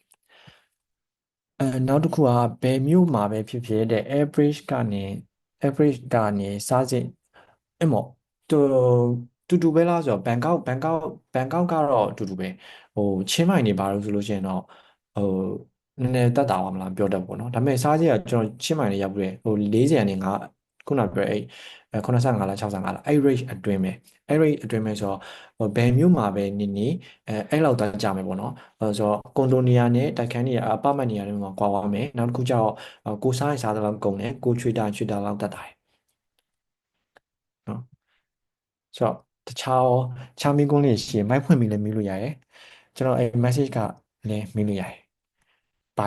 ရှိတယ်လဲမသိဟာပေါ့ဒီ average ကုန်ရစရိတ်ကိုလေနည်းနည်းတစ်ချက်တော့ပြန်ပြောပြပေးလို့ရတယ်ရပါတယ်ခင်ဗျာကျွန်တော်ပြန်ပြပြမယ်နော် average က okay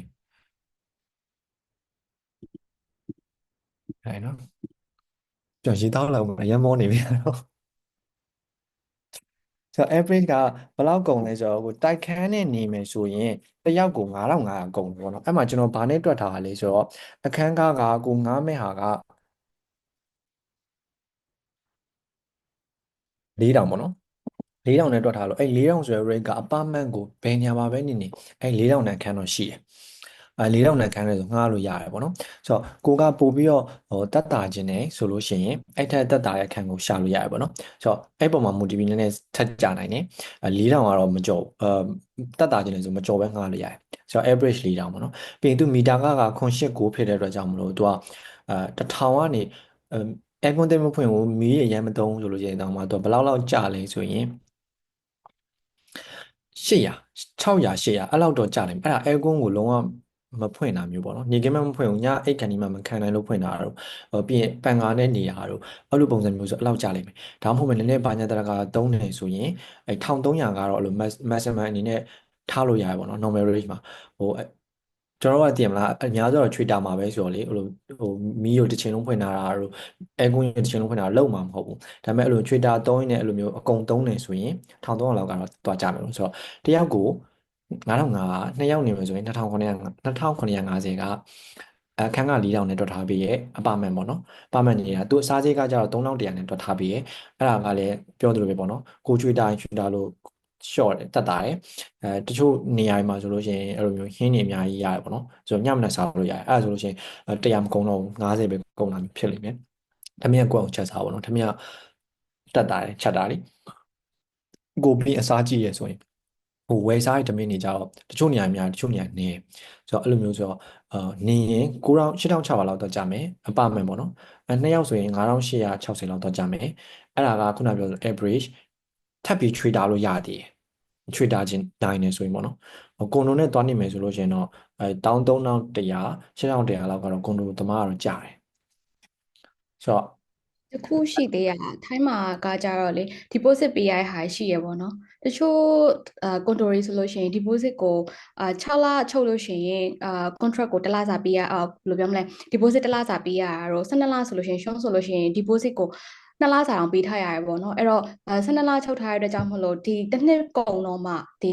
deposit ပထမဆုံးနေ့က3လစာပေးထားရတဲ့ကြောင့်မို့2လစာကိုပြန်ရမှာပေါ့နော်အဲ့လိုရှိရဆိုတော့ဥပမာဆက်စအုပ်ဆုံးလာကြတဲ့ကဒီအခန်းကားကို1လစာဒါပဲကုန်မယ်ဆိုရင်မတွက်ထားပဲနဲ့လေ3လစာလောက်ကတော့ကြိုပြီးတော့တွက်ပြီးယူလာခဲ့ပေါ့နော်အဲ့တော့ရှုံးဆိုလည်းပထမတော့ကအခန်းကားကဒီလောက်ဆိုလို့ရှင်ဒီလောက်ပဲကြမယ်ဆိုပြီးတော့မှန်းထားရပေါ့နော်ဒါပေမဲ့ဖြစ်ချင်တော့ तू ကအခန်းကား contract ချုပ်လိုက်တာနဲ့3လစာကြီးကိုဝုန်းကနေပေးလိုက်ရတော့လေဘာဖြစ်သွားလဲဆိုတော့3လစာလုံးလုံးကုန်သွားတော့စိတ်ထဲမှာကိုတွက်ထားတာဒီလောက်ပေါ့နော်အဲ့လိုမျိုးဖြစ်သွားတော့ deposit တွေပါတွေကိုလည်းတစ်ချက်လောက်တော့တွက်ထားတင်တယ်ပေါ့နော်အဲ့တော့ရှိတယ်အဲ့မှာကျွန်တော်နည်းနည်းဖြည့်ပြောချင်တာကျွန်တော်အဲ့ deposit က apartment ပဲငါကိုနိုပဲငါပေးရတယ်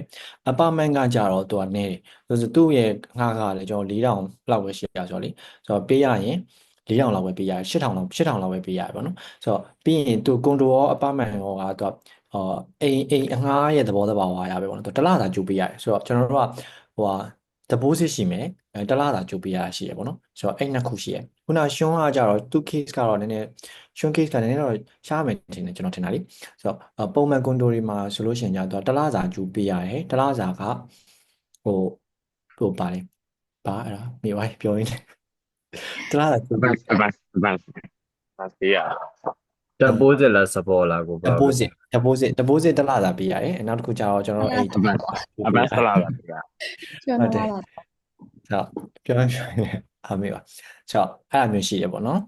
ဆိုတော့နောက်တစ်ခုကျအခုနကျွန်တော်ပြောရမှာ short term long term ရှိတယ် short term သမားတွေအဲ့လိုတစ်လ2လ3လနေရဆိုလို့ရှိရင်ပုံမှန် room ထက်ပုံမှန်အခန်းရှိထက်တို့ကနည်းနည်းလေးစီကြည့်တယ်6လငါရင်နည်းနည်းတက်တာပါတယ်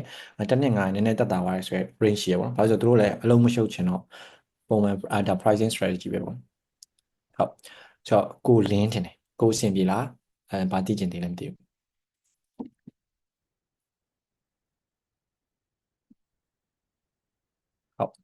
ဆိုတော့တခြားသိကျင်တဲ့မိကုန်းတွေရှိသေးလားယင်သူတွေကြံသေးလဲကျွန်တော်မေးလို့ရတယ်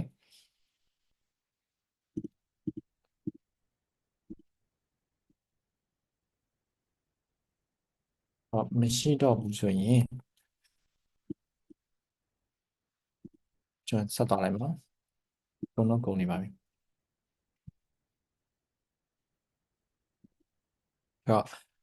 အခုပြောနေနေမမေးလိုက်ရလို့ပဲဖြစ်ဖြစ်နောက်မှမေးချင်တာပဲဖြစ်ဖြစ်ဘာပဲဖြစ်ဖြစ်ပေါ့နော်အခုကျွန်တော်ဒီမှာပြောတဲ့အခါမှာဆိုလို့ရှိရင်ထိုင်းအောင်ရောက်နေတဲ့အကြောင်းသားတွေလည်းရှိတယ်ဒါကကျွန်တော်ထိုင်းနဲ့ပတ်သက်ပြီးတော့နောက်ထပ်ဆိုလို့ရှိရင်ကျွန်တော်ဒီကျောင်းသား alumni တွေပေါ့နော်ကျွန်တော်6လမိကုန်းတစ်ခုတက်လာတယ် level 6ထိပြီးသွားတဲ့ဟာတွေလည်းရှိတယ် level 6ထိပြီးရတဲ့အကြောင်းသားတွေလည်းကျွန်တော်မှရှိတယ်ပြီးတော့အဲ့ level SCC ပြီးသွားပြီးတော့ထိုင်းမှာလုပ်ရနေတဲ့သူတွေရှိတယ်ပြီးရင်စင်ကာပူမှာလုပ်ရနေတဲ့သူတွေရှိတယ်အများကြီးပဲပေါ့နော်ကျွန်တော်ကျောင်းသားဟောင်းနေတယ်မှာဒါအခုမှကျွန်တော်အဲ့လိုမျိုးကျောင်းသား junior ကျောင်းသားတွေအတွက်ဆိုလို့ရှိရင်ဒီလိုလူတွေကျွန်တော်အရှိမကြိုသွားထားတဲ့သူတွေရှိနေတာကျွန်တော်တို့ chance တစ်ခုပဲကျွန်တော်တို့မဟုတ်ကဲ့ပြောပါဟယ်လိုအခုလာမေးချင်လို့လေတက်လာရလားမသိဘူးရပါခင်ဗျာဟုတ်ဟောလေကျွန်တော်မေးချင်တာတစ်ခုပါတော့အကေးဗျာကျွန်တော်တို့ဒီဘက်ကအဲ့လို junior ကျောင်းသားတွေနဲ့ပတ်သက်ပြီးတော့နော်မိဘတွေကဘယ်လိုမြင်လဲဆိုတော့အကေးကျွန်တော်တို့ဒီတွင်ငယ်ကနေပြီးတော့ဒီ program တစ်ခုစီစဉ်လိုက်တယ်โอเคဟုတ်ဒီ program မှာကျွန်တော်တို့အဲ့လိုဒီကျောင်းနဲ့ပတ်သက်ပြီးတော့ကျောင်းလာကတွေပါတယ်စီစဉ်လိုက်ပြီပေါ့နော်ဟုတ်အဲ့ဒီအချိန်မှာကျွန်တော်တို့သိချင်တာတစ်ခုကကြတော့အခုနပထမနေ့မှာဆိုပြီးဗျာကျွန်တော်ပြောလိုက်တာဗျာဒီချိန်ကျွန်တော်တို့ပြောလိုက်တာကြတော့ဒီကျောင်းမှာဟိုဘက်ကနေကျောင်းတက်မယ်ဆိုရင်တယောက်ကိုပတ်2000ကုန်မယ်ပေါ့နော်ဟုတ်ကဲ့ပတ်2000ဆိုတာ6လောက်ပတ်2000ကုန်မယ်ပေါ့တစ်နေ့ဆိုပတ်4000ပေါ့အဲ့လိုမျိုးပြောရတယ်ဗျာဟုတ်ကျွန်တော်တို့ဒီကျောင်းသားမိဘအနေနဲ့ကြတော့သိချင်တာโอเคဟုတ်ပြီပတ်2000ကုန်မယ်ဒါကကြတော့ဟိုဘက်ကကျောင်းကိုဗီဇာအနေနဲ့ရဖို့အတွက်ပြီးတော့ဟိုဘက်ကကျောင်းကနေပြီးတော့အဲ့လိုနေဖို့စားစရိတ်တွေဘာတွေကြတော့အဲ့လိုစုစုပေါင်းအနေနဲ့အလိုပဲပြင်းပြအနေနဲ့အကိုတော့အခုနပြောရပါတယ်ဒါပေမဲ့ကျွန်တော်ပြောချင်တာသိမှာကျွန်တော်ဒီကျောင်းသားတွေအနေနဲ့ဆိုရင်တော့ပါပဲကောလောဆယ်အဲ့လိုပြင်ဆင်ပေးတာကအဲ့လိုဘယ်လိုမျိုးရှိလဲဆိုတော့ကျောင်းသားမိဘတွေကတင်မှာအဲ့လိုတစ်ချက်သိကျင်တာပေါ့နော်ဟုတ်ဘယ်လိုမျိုးရှိလဲကိုရဲ့သားသမီးကိုဟိုဘက်ကိုပို့လိုက်တယ်ကွာဒါပေမဲ့ကိုသားသမီးဟိုဘက်ကဘယ်လိုနေရလဲဘာညာအဲ့လိုမျိုးသိကျင်တာတွေပါတယ်မျိုးပေါ့အဲ့လိုမျိုးကြတော့ဘယ်လိုမျိုးဟိုဟာဖြစ်ပေးလဲအဲ့လိုမျိုးအကိုခုနပြောတဲ့ပုံစံအချဆိုရင်ကျွန်တော်နားလေဟိုကကြတော့ဒီမှာကိုနိုဈေးကမျိုးတုံရှိတယ်ဟုတ်တယ်ဈေးကဘယ်လိုမျိုးရှိလဲကျွန်တော်သိကျင်တာကြတော့โอเคထားလိုက်ပါတော့ ဟုတ်ဒီလိုစီရလို့ရှိဒါပေမဲ့ကျွန်တော်အနေနဲ့ပြောလိုက်မယ်နော်နည်းပြောတော့ ဟုတ်ရ ကျွန်တော် ပြော single ပြောရ အနည်းဆုံး သိကြတယ် ကွန်ဒို ဟုတ် ဆိုရင်ရောကျွန် ဟု တော် တ် တို့ဒီဘက်ကနေအခြေခံလူတန်းစားအတွက်နဲ့ကြတော့ဘယ်လိုမျိုးဈေးရှိလဲအဲ့လိုဘယ်လိုမျိုး join လို့ရလဲအဲ့လိုပုံစံမျိုးပေါ့ကျွန်တော်သိချင်တာကြတော့အဲ့လိုတစ်ခုလောက်ပေါ့ဟုတ် ကာမ အား ဖြစ် လေး ပြီ ပါပဲဟုတ် ပေါက်ပြီဆိုတော့ပထမတစ်ခုရှင်းအောင်ပြောချင်တာကြတော့ရှင်းအောင်လို့ကျွန်တော်ပြောချင်တာကြတော့ဒီ race တွေအကုန်လုံးကကြတော့ចောင်းသားတွေကိုကျွန်တော်တို့ဘက်ကနေပြီးတော့ကူညီပေးချင်တာပေါ့နော်ကူညီပေးချင်တယ်သူတို့ကွန်ဒိုငှားလို့ရှင်လဲအဲ့လိုမျိုးနေရာမကောင်းတဲ့နေရာမှာဈေးကြီးပေးပြီးတွားငှားမိမှာပြီးရင်အဲ့လိုမျိုးဈေးတန်တဲ့နေရာကိုတွားငှားလိုက်တယ်တွားငှားလိုက်ပြီးတော့ဈေးတော့တန်ပါတယ်ဒါပေမဲ့အဲ့ဟာကြီးအဆင်မပြေဖြစ်နေတာဘယ်နေရာတွေမှာတွားငှားမိမှမသိတာပြီးရင်ဈေးတန်နေဆိုပြီးကိုကငှားလိုက်ပြင်မဲ့တကယ်သွားတဲ့အချိန်မှာ transportation အရန်ကြာတာအိမ်ထဲမှာပဲအမြဲနေနေရတာပေါ့နော်တနေရာသွားဖို့တအားဝေးတယ်အဲ့ transportation ခါပို့ကုန်တယ်အဲ့လိုမျိုးမဖြစ်အောင်လို့ကျွန်တော်ကဒီတစ်လစာ budget ဆိုပြီးတော့တွက်ပြပေးရပါတော့နော်အဲ့တွင်ငယ်ဘက်ကနေကြတော့အဲ့ service ကိုကျွန်တော်တို့provide တော့မလုပ်ဘူးအဲ့တစ်ချက်လေးရှင်းအောင်ပြောပြတာပေါ့နော်ဆိုတော့ခုနဟာရေအကုန်လုံးကိုကျွန်တော်ပြန်ပြီးတော့ any level မှာရှိမယ်ထင်တယ်ဆိုတော့ကျွန်တော်သေချာရှင်းပြပေးမယ်ပေါ့နော်ကျွန်တော်ပြောရင်တွင်ငယ်ကအဲ့ program အကြောင်းလည်းကျွန်တော်သိတယ်ဒီမှာလည်းနေရအကြောင်းသားတစ်ယောက်လည်းဖြစ်တော့ဘာရှိလဲဆိုတဲ့ဟာကိုကျွန်တော်အကြောင်းသားတစ်ယောက်အနေနဲ့ပဲပြောပြပေးမယ်ပေါ့နော်ဆိုတော့ပထမတစ်ခုကအဲ့တွင်ငယ် college ကနေလုပ်တဲ့ program ကကြတော့ကျွန်တော်ဘာအားသာချက်သွားရှိတယ်ဆို language school လဲကျွန်တော်အဲ့လိုရှင်တော့ကျောင်းကြီးက9000 4000ခွဲကနေ9000 6000အဲ့လောက်ထိသွားတယ်ပေါ့နော်ဘက်ကိုလေဆိုတော့သူကပြင်အဲ့တစ်နှစ်ရတဲ့တစ်နှစ်ပဲရတဲ့အပြင်ကိုတစ်နှစ်ပြည့်သွားရင်သူကအသစ်ပြန်လုပ်ဖို့အတွက်နိုင်ငံအပြင်ပြန်ထွက်ရတယ်ဒါသူ့ရဲ့ဟာတွေပေါ့နော်ပြီးရင်နောက်တစ်ချက်ကျတော့language school တိုင်းကသူတစ်နှစ်စာမရဘူးတစ်နှစ်စာ visa တန်းမရဘူးပေါ့နော်university က3လရောက်ပြီးရင်9လတန်းရပုံမှန်နဲ့သူကတစ်လ2လတစ်ချိန်သွားတိုးလိုက်2လတစ်ချိန်သွားတိုးလိုက်လုပ်ရတယ်ဆိုတော့ကျွန်တော်တို့ကျောင်းသားတွေအတွက် university ဆိုပြီးတော့အဲ့ဟာကိုရှာပေးလိုက်တာပေါ့နော်အဲ့မှာကျွန်တော်တို့ဘက်ကဘာထပ်ညှိပေးလဲဆိုတော့ပုံမှန်ဆိုလို့ရှိရင် language school က4000ကနေပြီးတော့မှသူကြားရဲ့အမောက်ပေါ့နော်တစ်လစာကိုသူတို့ကတစ်ခိုင်းအက်ကိုင်ကျွန်တော်ကြောင့် university ဖြစ်တယ်ပေါ့နော် university ကျောင်းနဲ့တော့ချိန်လိုက်တော့ university ကသူ semester နဲ့တွားတာပေါ့နော် semester နဲ့တွားတာဆိုသူတို့ဘက်ကတော့အမှန်တမ်းပြောရင်ကျွန်တော်တို့အဲ့လိုမျိုးတစ်နှစ်စာလုံးတောင်းတာပေါ့နော်တစ်နှစ်စာလုံး4000ဆိုတော့ပြောလို့ရှိရင်သူတို့လည်းတန်နေဆိုတော့လေမမြောင်ဆိုရမျိုးဖြစ်နေသူတို့ကကျွန်တော်တို့တစ်နှစ်စာလုံးတောင်းတယ်ဒါပေမဲ့ကျွန်တော်သိရပေါ့နော်တချို့ကျောင်းသားတွေကျွန်တော်မြန်မာနိုင်ငံကလူတွေလာမယ်ဆိုလို့ရှိရင်ကျွန်တော်ရှိရဟာစုပြီးလာရတာဆိုတော့ပိုတက်တာခြင်းနဲ့လုံးနဲ့ထိုင်းအောင်လာဖို့အဲ့လိုမျိုးပတ်စံအများကြီးရှိပြီးတော့လုံးနဲ့ဝင်နေလာရတာမျိုးမဟုတ်ဘဲနဲ့ကိုရှိရဲ့အမောက်လေးနဲ့အရင်သွားထားလို့ရရဆိုပုံစံမျိုးဖြစ်အောင်ပေါ့နော်ပြီးရင်တလားဟာကလည်းအဲ့လောက်ကြီးမထောင်းအောင်ပေါ့နော်ဆိုတော့ကျွန်တော်ညှိခဲ့နေရuniversity ဖြစ်တဲ့အတွက်ကြောင့်မလို့ semester နဲ့သွားတာအဲ့တော့ payment ကို semester နဲ့ပဲ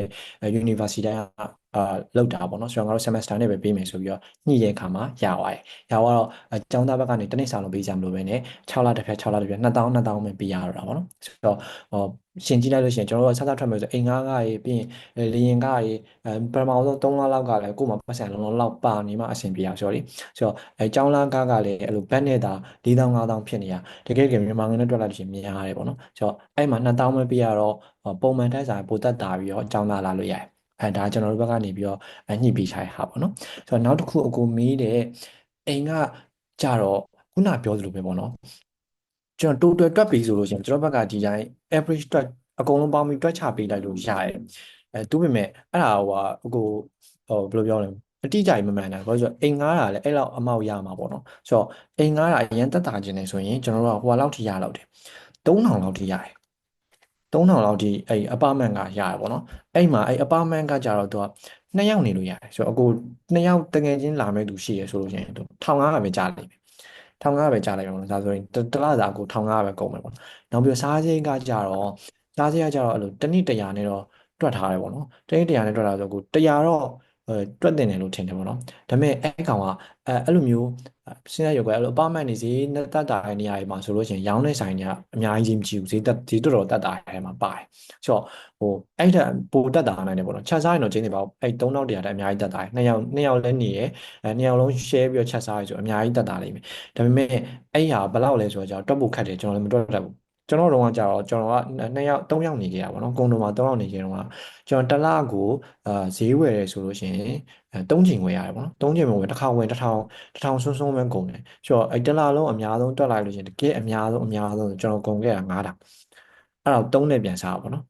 ဒါဈေးဝင်ရင်အကိုတွက်ကြည့်လို့ရအောင်ပြောပြပေးရအဲ့လောက်တော့ရှိနေမယ်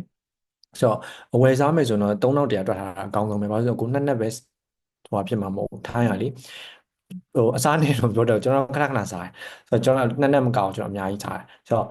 ကိုအဲ့နောက်ထပ်ဟာလည်းစားချင်စားလို့ရအောင်3100လောက်ကတော့တွက်ထားတင်တယ်ပေါ့နော်ဝယ်စားမယ်ဆိုလို့ရှိရင်ဆိုတော့3100ရှိမယ်ပြီးရင်အကိုအိမ်ကြီးက3000တန်ကိုရအောင်ရှာနိုင်တယ်2ယောက်နေမယ်ဆိုလို့ရှိရင်ကို1500ကျမယ်ဆိုတော့အဲ့မှာ4600အကိုနေစိမ့်နဲ့စားစိမ့်ဆိုတော့ကျောင်းစိမ့်ကခုန2000ရယ်ပြီးရင်အကိုဒီဘက်မှာတက်မဲ့NCC program ရဲ့ fee ရယ်အဲ့ rate တစ်ခုရှိလိမ့်မယ်အဲ့ဒါပြန်ပေါင်းလိုက်ကိုရပြီ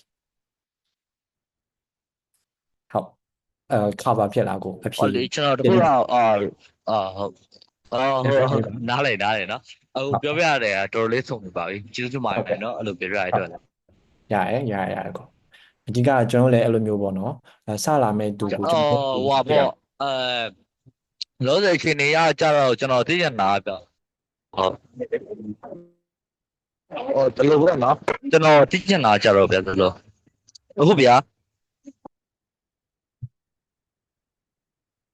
မိုက်က mute တော့ဖြစ်သွားတယ်ကိုကျွန်တော်မကြားတော့ဟယ်လိုဟုတ်ကဲ့ရပြီကြားပါပြီဟယ်လိုဟုတ်ကြားတယ်ခင်ဗျကြားလာတော့ဟုတ်အေးပေါ့နော်ဟောတခုပြောမယ်နော်ကျွန်တော်သိချင်တာပေါ့နော်ကျွန်တော်ဒီ SC program ကျွန်တော် join လိုက်ပြီဒီ program ကျွန်တော် join လိုက်ပြီ okay အဲ့တော့ပထမလောလောဆယ်အရင်ဆုံးလောက်ရမှာကြတော့ဒီဘက်ကuniversity ကိုကျွန်တော်အရင် join ရမယ်ဟုတ်နော်ဟုတ်ညကုန်ဆက်ပြီးသွားလိုက်ကျွန်တော်ပြန်ပြီးတော့မှားနေဆိုပြန်ပြီးဟိုဘက်က uni okay ဘက်က university ကျွန်တော်အရင် join မယ်ဗျာ join ပြီးတော့ကျွန်တော်ဒီဘက်ကနေပြီးတော့မှအဲ့ university နဲ့ပတ်သက်ပြီးတော့conclusion ပါတယ်ကျွန်တော်တက်တာထည့်ပေးမယ်ကျွန်တော်အဓိရသွားတဲ့ဟာနှစ်ခုကဟိုဘက်က university မှာကျွန်တော် join သွားပြီပြီးတော့နာမည်စင်းဝင်သွားပြီဟုတ်ရဒီဘက်အဲ့ university မှာကျွန်တော်စင်းဝင်သွားတဲ့အတွက်အဲ့ဘက်လက်မှာတစ်ခုကကျွန်တော်တက်ရဟုတ်နော်ဟုတ်ရပြီးတော့ဒီဘက်ကနေ NCC ကထက်ထားတယ်ထက်ထားတဲ့အတွက်ထက်ထားတဲ့ဝဲ university တစ်ခုတက်ထည့်ရဟုတ်နော်ဟုတ်တယ်ကို okay ဟုတ်အခုအမေကအဲ့ဒါလားမသိဘူး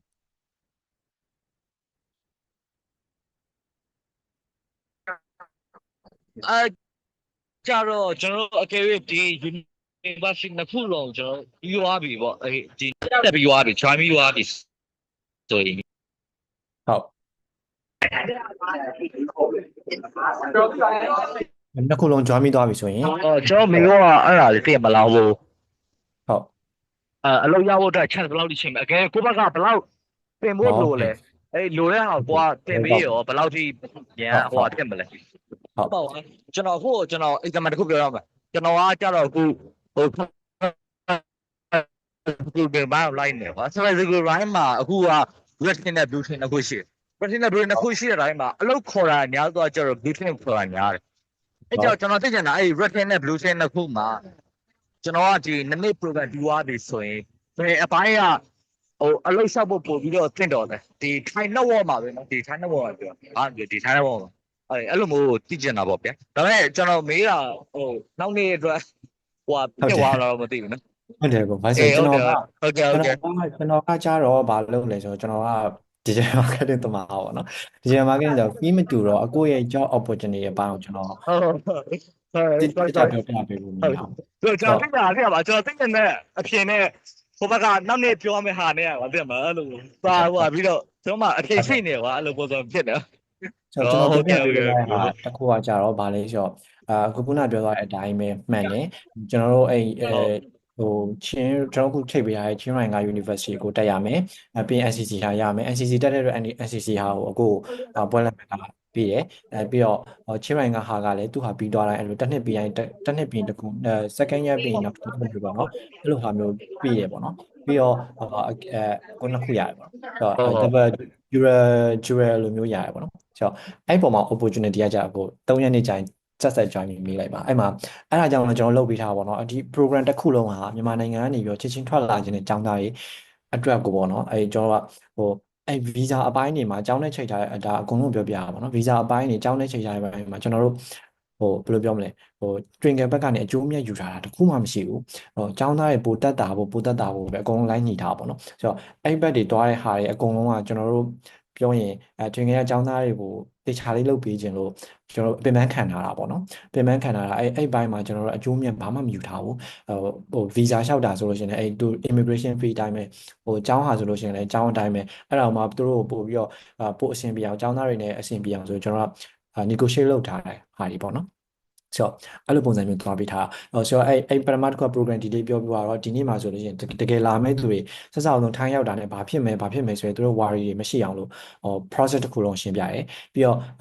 အကုန်လုံးကလည်း ID သမားတွေဖြစ်တယ် NCC ပြီးသွားလို့ရှိရင်ဒီထိုင်းကိုလာရထိုင်းမှာအလုပ်လုပ်ခြင်းတယ်ဆိုတော့အဲ့ထိုင်းမှာအလုပ်ရပြီးသားကျွန်တော် NCC ကကျောင်းသားတွေရှိတယ်အလုပ်မနိုင်နေရှိတယ်ပေါ့နော်ကျောင်းပြီးသွားတဲ့သူတွေဆိုတော့သူတို့တွေဘယ်လိုမျိုးအလုပ်ရှောက်ခဲ့လဲinterview project မှာဆိုလို့ရှိရင် best skill တွေအဓိကလိုလဲဆိုရဲဟာကိုကျွန်တော် founder နဲ့ပေါ့နော် founder အမနဲ့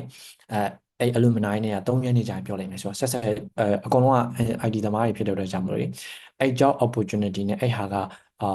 အရန်ကြိုးရှိလိမ့်မယ်ပေါ့နော်ဆိုတော့ဆက် join မှာလို့ကျွန်တော်ပြောချင်တယ်ပေါ့နော်ဒီနေ့ဆိုတော်တော်နေပါတယ်ဆိုတော့အဲ့ကြာကို join ပြီးမေးလိုက်ပါပေါ့အဲ့ဟာကြောင့်ကျွန်တော်ဖြေဖို့လလန်းမမီဘူးပေါ့နော်ဟုတ်ကဲ့ဆိုတော့ပြောချင်တာကြတော့ចောင်းသားတွေကိုဒီ group တွေကို join တော့ join ပြီးသွားပြီထင်တယ်မ join ရသေးဘူးဆိုလို့ရှိရင်မ e ပဲဖြစ်ဖြစ်Twinkle college ရဲ့ page မှာဖြစ်ဖြစ်တွားတောင်းပြီး join တာပါပြီးရင် active ဖြစ်ပါဘာလို့လဲဆိုတော့ကျွန်တော်အခု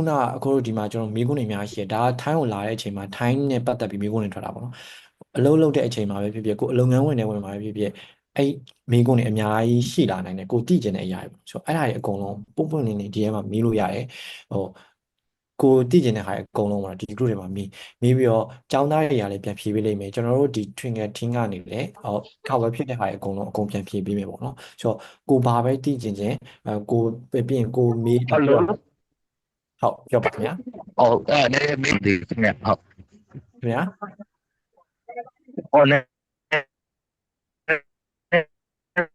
မေးလို့ရလားမသိခင်ဗျာဟုတ်ချစ်သွားရသလားကျွန်တော်မကြားရဘူးဟယ်လိုကြားရပြီခင်ဗျာ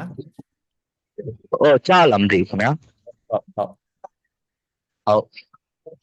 အခုနကျွန်တော်ပြောလို့ရဗျာ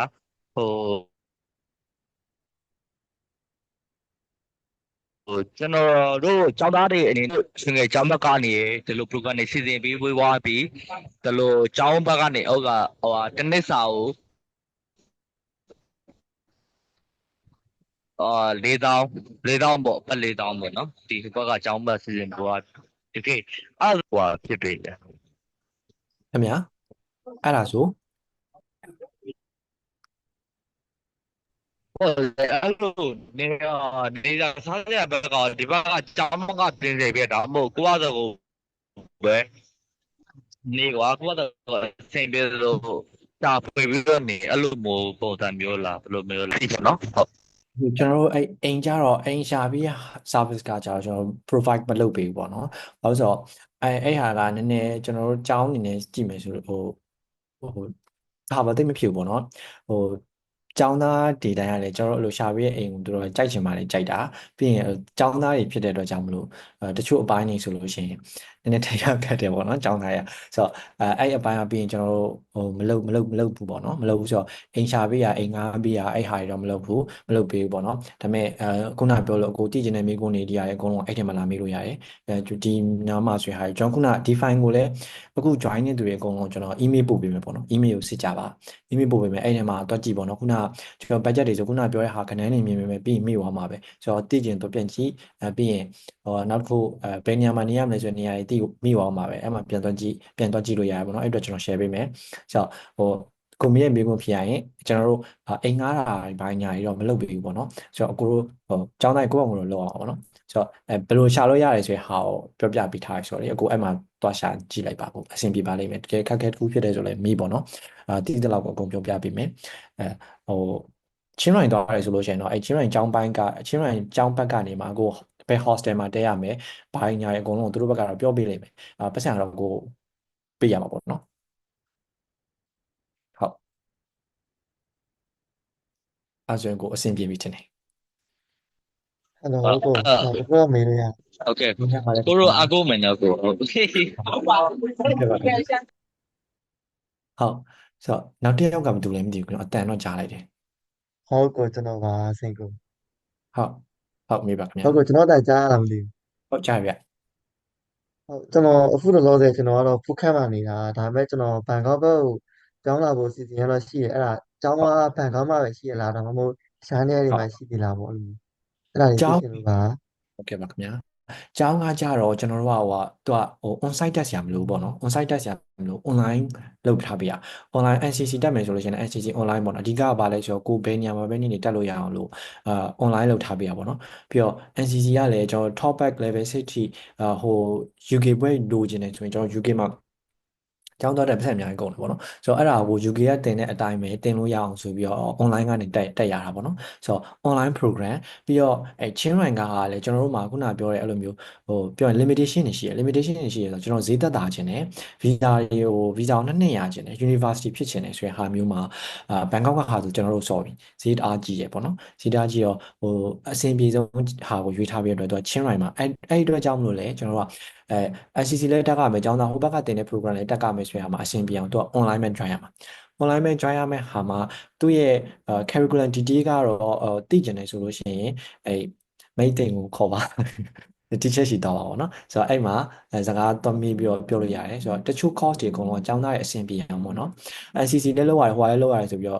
အရန်လောက်ရမှာဆိုလို့ညှိထားပေးရရှိတယ်ဆိုတော့ကိုစင်ကိုမိကုန်းဖြေရရင်ထိုင်းမှာနေကျင်လည်းလာနေလို့ရပါတယ်ထိုင်းကနေလည်းအဲ့လိုမျိုးကြောင်းတက်လို့ရတယ်ပေါ့နော်ဆိုတော့ဟိုချင်းရိုင်ကိုကြတော့ကျွန်တော်အဲ့ visa လျှောက်တဲ့တစ်ချိန်ပြီးရင်အဲ့ immigration ကကျောင်းတိုင်းကိုပေါ့နော်ကျောင်းသား visa ရတည့်ရတိုင်းပဲအခု visa အဲ့ visa နဲ့ပဲဒီထိုင်းနိုင်ငံမှာမြန်မာရနေကြတဲ့သူကတော်တော်များနေရပေါ့နော်တန်းတောင်ရှိရဆိုတော့သူတို့ကအဲ့ဒါကိုဘယ်လိုပြောမလဲရှောင်းတခင်လို့ပြောရမလားcheck လုပ်တယ်ပေါ့နော်ဘယ်နေ့မှာလာစစ်မယ်ဆိုတဲ့ဟာမျိုးရှိတယ်ဆိုတော့အဲ့လိုဟာမျိုးမှာဆိုလို့ရှိရင်ကိုကအဲ့မှာ present ရှိနေရမယ်ရက်မျိုးရှိတယ်အဲ့ဒါကလည်းခုနပြောလို့တစ်နှစ်မှာ2 ကြိမ်ပေါ့နော်2 ကြိမ်ဆိုတာဒါ normal ပါပဲကျွန်တော်တို့ကျောင်းလည်းလုပ်တာပဲကျွန်တော်တို့လည်း university ကျောင်းဖြစ်တယ်နေ့တိုင်းတက်ရတဲ့ကျောင်းဖြစ်တယ်ပြီးရင်ပြောရင်ကျောင်းလာကအဖြစ်လ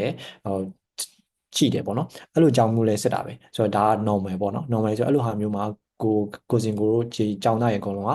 ချင်းရိုင်ကိုတစ်နှစ်ကို2 ကြိမ်လောက်သွားတဲ့ဟာမျိုးရှိနေပြီဆိုတော့အဲ့ဒါပဲနေတာကြတော့ဘယ်နေရာမှာပဲနေလို့ရတယ်ဘန်ကောက်မှာပြောင်းနေခြင်းနဲ့ဆိုလို့ရှိရင်လည်းAD visa ဘန်ကောက်မှာနေလို့ချင်းရိုင်ကျောင်းတက်ထားပြီးဘန်ကောက်မှာနေလို့ဆိုပြီးပြဿနာမရှိဘူးနေလို့ရတယ်ဟုတ် ဟုတ်ကဲ့ပါကိုအခုလိုဖြေချပေးလို့ကျေးဇူးတင်ပါတယ်ခင်ဗျာ โอเคပါရပါတယ်ဆိုတော့တခြားရောရှိကြသေးလားယင်ရှိတယ်ဆိုပြီးလို့ရပါတယ်မရှိဘူးဆိုလို့ရှိရင်တော့အဲ့ဒီ student group တွေကိုကျောင်းသားတွေ join ကြပါခုနမေးခြင်းနဲ့မေးခွန်းတွေအကုန်လုံးမေးလို့ရဟုတ်မေးပါနေတန်စမစ် ဆိုတော့အကိုခုနကပြောတဲ့ဟာကိုပြန်ပြီးတော့ပြောရရင် Thai program ကိုလည်းကျွန်တော်တို့ online join ရမယ်ဒီ entity ကိုလည်းkeep ပုံက online ပဲဆက်ပြီးတော့ join ရမယ်ပေါ့နော်ဟုတ်တယ်ခင်ဗျာဟုတ်တယ်အဓိကမြန်မာပြည်မှာမတက်ဘဲနဲ့ Thai မှာကျောင်းလာတတ်တဲ့ပုံစံပေါ့visa လိုချင်လို့ဟိုဘက်ကျောင်းကိုချိန်လိုက်တယ်ဒါပဲ yes အဲ့ဒါမှကျွန်တော်တို့က2 ခုတွေ့ရပေါ့နော်ပထမတစ်ခုက language school နဲ့တက်ရင်ခုနပြောသလိုတစ်နှစ်ပဲရမှာကျွန်တော်တို့က NCC ရကြတော့ level 3 4 5 6ရှိရပေါ့နော်ဆိုတော့ duration ကတစ်နှစ်နဲ့ဘလို့မှမရအောင်ဆိုတော့ university ဆိုတဲ့ဟာမျိုးမှာနိုင်ငံပြင် language school နဲ့အဲ့လိုတစ်နှစ်နေပြီးသွားလို့သူကပြန်ထွက်တယ်ဆိုရစ်တယ်ဆိုတော့ဘယ်လိုမျိုးလဲဆိုတော့ထိုင်းတက်ပြီးတော့နောက်တစ်နှစ်ထိုင်းတက်တယ်ဆိုလို့ရှိရင်ထိုင်းစာမေးရပေါ့နော်ဂျပန်စာတက်တယ်ဆိုလို့ရှိရင်လည်းနေ့ကဘာလို့ဂျပန်စာတက်နေရလဲဆိုဂျပန်စာမေးရဆိုတော့အဲ့ case တွေကအဲ့လိုတစ်နှစ် renew လုပ်တိုင်းကြုံရတယ်ပေါ့နော်ကြုံရတယ်မရဘူးလားဆိုတော့လည်းရတယ်ဒါပေမဲ့စိတ်ရှုပ်စရာကောင်းတယ်ပေါ့နော်တချို့ကြောက်လည်းတော်တော်ရိတ်ခံရတယ်ပတ်စံကုန်တယ်တချို့ကြောက်လည်းပြန်ပြောတတ်တယ်ကိုယ်လည်းထိုင်းစာတက်နေတော့အဆင်ပြေသွားတယ်အဲ့လိုမျိုးတွေရှိတော့ဒီကောင်ကကြတော့အဲ့ case နဲ့လွတ်တယ်ဆိုတော့အဓိက university ရဲ့ဒီသူ့ရဲ့အားသာချက်တွေပေါ့နော်ဆိုတော့အဲ့ဟာပေါ်မှာကျွန်တော်တို့ကဘာလုပ်ပြီးထားလဲဆိုတော့ထိုင်းကျောင်းဖြစ်တဲ့အတွက်ကြောင့်မလို့ထိုင်းစာလည်းကျောင်းသားတွေကဒီထိုင်းမှာအခြေချမယ်ဆိုတက်မှရမှာပေါ့နော်တက်မှရမှာဆိုတော့အဲ့သူတို့အဲ့ပထမနှစ်မှာတော့ထိုင်းစာသင်ရလိမ့်မယ်6 လမှာလीထိုင်းစာသင်ရလိမ့်မယ်အဲ့ဒါပါလာလိမ့်မယ်နောက်ပြီးတော့ဒီကျောင်းနဲ့IT နဲ့မလွဲသွားတဲ့subject တွေကို IT နဲ့အရင်ဝေးနေတဲ့ subject တွေကိုအဲ့သူတို့ထိုင်းကျောင်း Thai University ဘက်ကနေပြီးအဲ့ curriculum မှာပါလိမ့်မယ်ပေါ့နော်ဒီ detail တော့ဆရာမအောင်မေးပါဒီချက်တင်ဆောင်မေးပါဆိုတော့အဲ့ဒါပါလိမ့်မယ်ပေါ့နော်အဓိကဘာပြောချင်တာလဲဆိုတော့ကျွန်တော်တို့ဗျာ visa 9000လည်းပေးရရဲ့ထိုင်းစာတက်ထားတယ်ဒါပေမဲ့ကျွန်တော်တကယ်ထိုင်းစာမတင်တော့မတက်ဘူး9000ကုန်သွားတယ် visa တော့ရသွားတယ်တစ်နှစ်ပေါ့နော်ဆိုတော့ဒီကောင်ရဲ့ other ချက်ကကြတော့ ကိုနဲ့ရမ်းမွေးနေတဲ့ဟာတွေလေ့လာခွင့်ရတယ်ပေါ့နော်ပတ်စံကိုဒီတိုင်းပေးလိုက်တာမျိုးမဖြစ်တော့ဟုတ် Okay ဆိုတော့အခုကျွန်တော်မနေ့ကမ join လိုက်လို့ဟိုအဓိကဟို curriculum ဒီကကျတော့ဆရာမတွေပဲဖြစ်ပါပေါ့နော်ဟုတ်ဆရာမအောင်မိပါဟို ဆိုတော့အခုဟိုကလေတစ်ခုပေါ့အခုသိမသိတော့မသိဘူးကျွန်တော်တို့ဒီဘက်မှာ10တန်းနေမဖြေထားဘူးလေဆိုတော့ NCC နဲ့ပဲဟိုဘက်ကြောင်းဝင်ရမှာလားဆယ်တန်းမဖြေထားဘူးဆိုတော့သူကအခု NCC က level ဘယ်လောက်လဲ4ပြီးသွားပြီပေါ့ပို့ပြီးသွားပြီအဲ့ဒါကအမှန်တမ်းပြောရင် NCC ကတော့ကျွန်တော်ပြောလို့ဟို10တန်းမပြီးဘဲနဲ့တက်လို့ရတဲ့ဟာပေါ့နော် level 3ကနေစတက်လို့ရတဲ့ဟာသူ is wide ဒါပေမဲ့ဒီ university ဘက်မှာကျတော့သူကအဲ့လိုမျိုး limitation တစ်ခုရှိတာ grade 12ပြီးမှရမှာ grade 12ပြီးမှရမှာဆိုပြီးတော့ကျွန်တော်တို့ဟိုဖြစ်ထားရပေါ့နော်ဆိုတော့အဲ့ဒါကပိုချင်းတွေအောင်ပိုကြေကြအောင် grade 12ပြီးမှရမှာလို့တော့ပြောလိုက်တယ်ပြောလိုက်အဲ့ information ကတော့ချင်းသေးရပေါ့နော်တို့ပင်မဲ့ကိုအဲ့လို case ရဆိုလို့ရှိရင်ဒီချက်ကိုကတ်ရောက်ပြရအောင်နော်ဒီချက်ကိုကတ်ပါမဟုတ်အဲ့ဒါကြောင့်မလို့မဟုတ်အဲ့ point ကိုမိလိုက်လို့လမ်းပြောလိုက်တာတရားထုံးကိုမှမေးပေးမယ်နော်မဖြစ်ကြရင်လေမဟုတ်အမဒီတိုင်းမေးကြည့်ရတော့ကျွန်တော် join မကြရမသိကြဘူးရတယ်မမေးကြည့်I want to အဲ့ကြောင့်မလို့ဟုတ်ကျေးဇူးနော်ရပါတယ်ခင်ဗျာဟိုလေကျောင်းစိတ်ကဘယ်လိုသင်ရတာလဲမသိကျောင်းစိတ်ကကျောင်းစိတ်ကဘယ်လိုသင်ရလဲဆိုတော့ကျွန်တော်မနေ့က join လိုက်တာ join လိုက်တယ်မနေ့က join လိုက်တယ်သိကြမကြားလိုက်လို့မကြားလိုက်နော် okay ရကျွန်တော်ပြန်ပြောပြပေးမယ်ပေါ့နော်ဆိုတော့ကျောင်းစိတ်ညီလေးရဲ့ level ဘယ်လောက်လဲ NCC ကကျွန်တော် level 5ပြီးသွားပြီokay အဲ့ဒါ level 6တက်မှာပေါ့လို့လားဟုတ် level 6တက်အဲ့ NCC ဘက်ကဟာကကြောင်မိတ်တိပြောပြပြီးလို့ရတာNCC ဘက်ကဟာကတော့ level 6ကပုံမှန်တိုင်းပဲမတို့ပုံမှန်ဆိုရင်3500discount ကတော့ရှိရဆိုတော့2800လောက်ကျမှာပေါ့နော်အပြီးစီ level 6ကအစတွေကလည်းမတို့ installment ကအများကြီးမရဘူးပေါ့နော်2ကြိမ်3ကြိမ်ပဲရတာဆိုတော့သူဆက်စချင်းနေ2000ကျော်လောက်ကစသွင်းရတာပေါ့နော်အဲ့ဒါတော့ NCC ဘက်ကဟာ2800သွင်းရမယ်ပေါ့နော်2ကြိမ်လောက်တော့ရမယ် installment ကဟို Thai ဘက်ကကြတော့သူက semester တစ်ခု2000ကျမယ်ပေါ့နော်တိတ်လို့ဆိုဘယ်ဟာကိုသိချင်တာလဲအဲ့ Thai ဘက်အခုမေး intake အတွက်လေအခု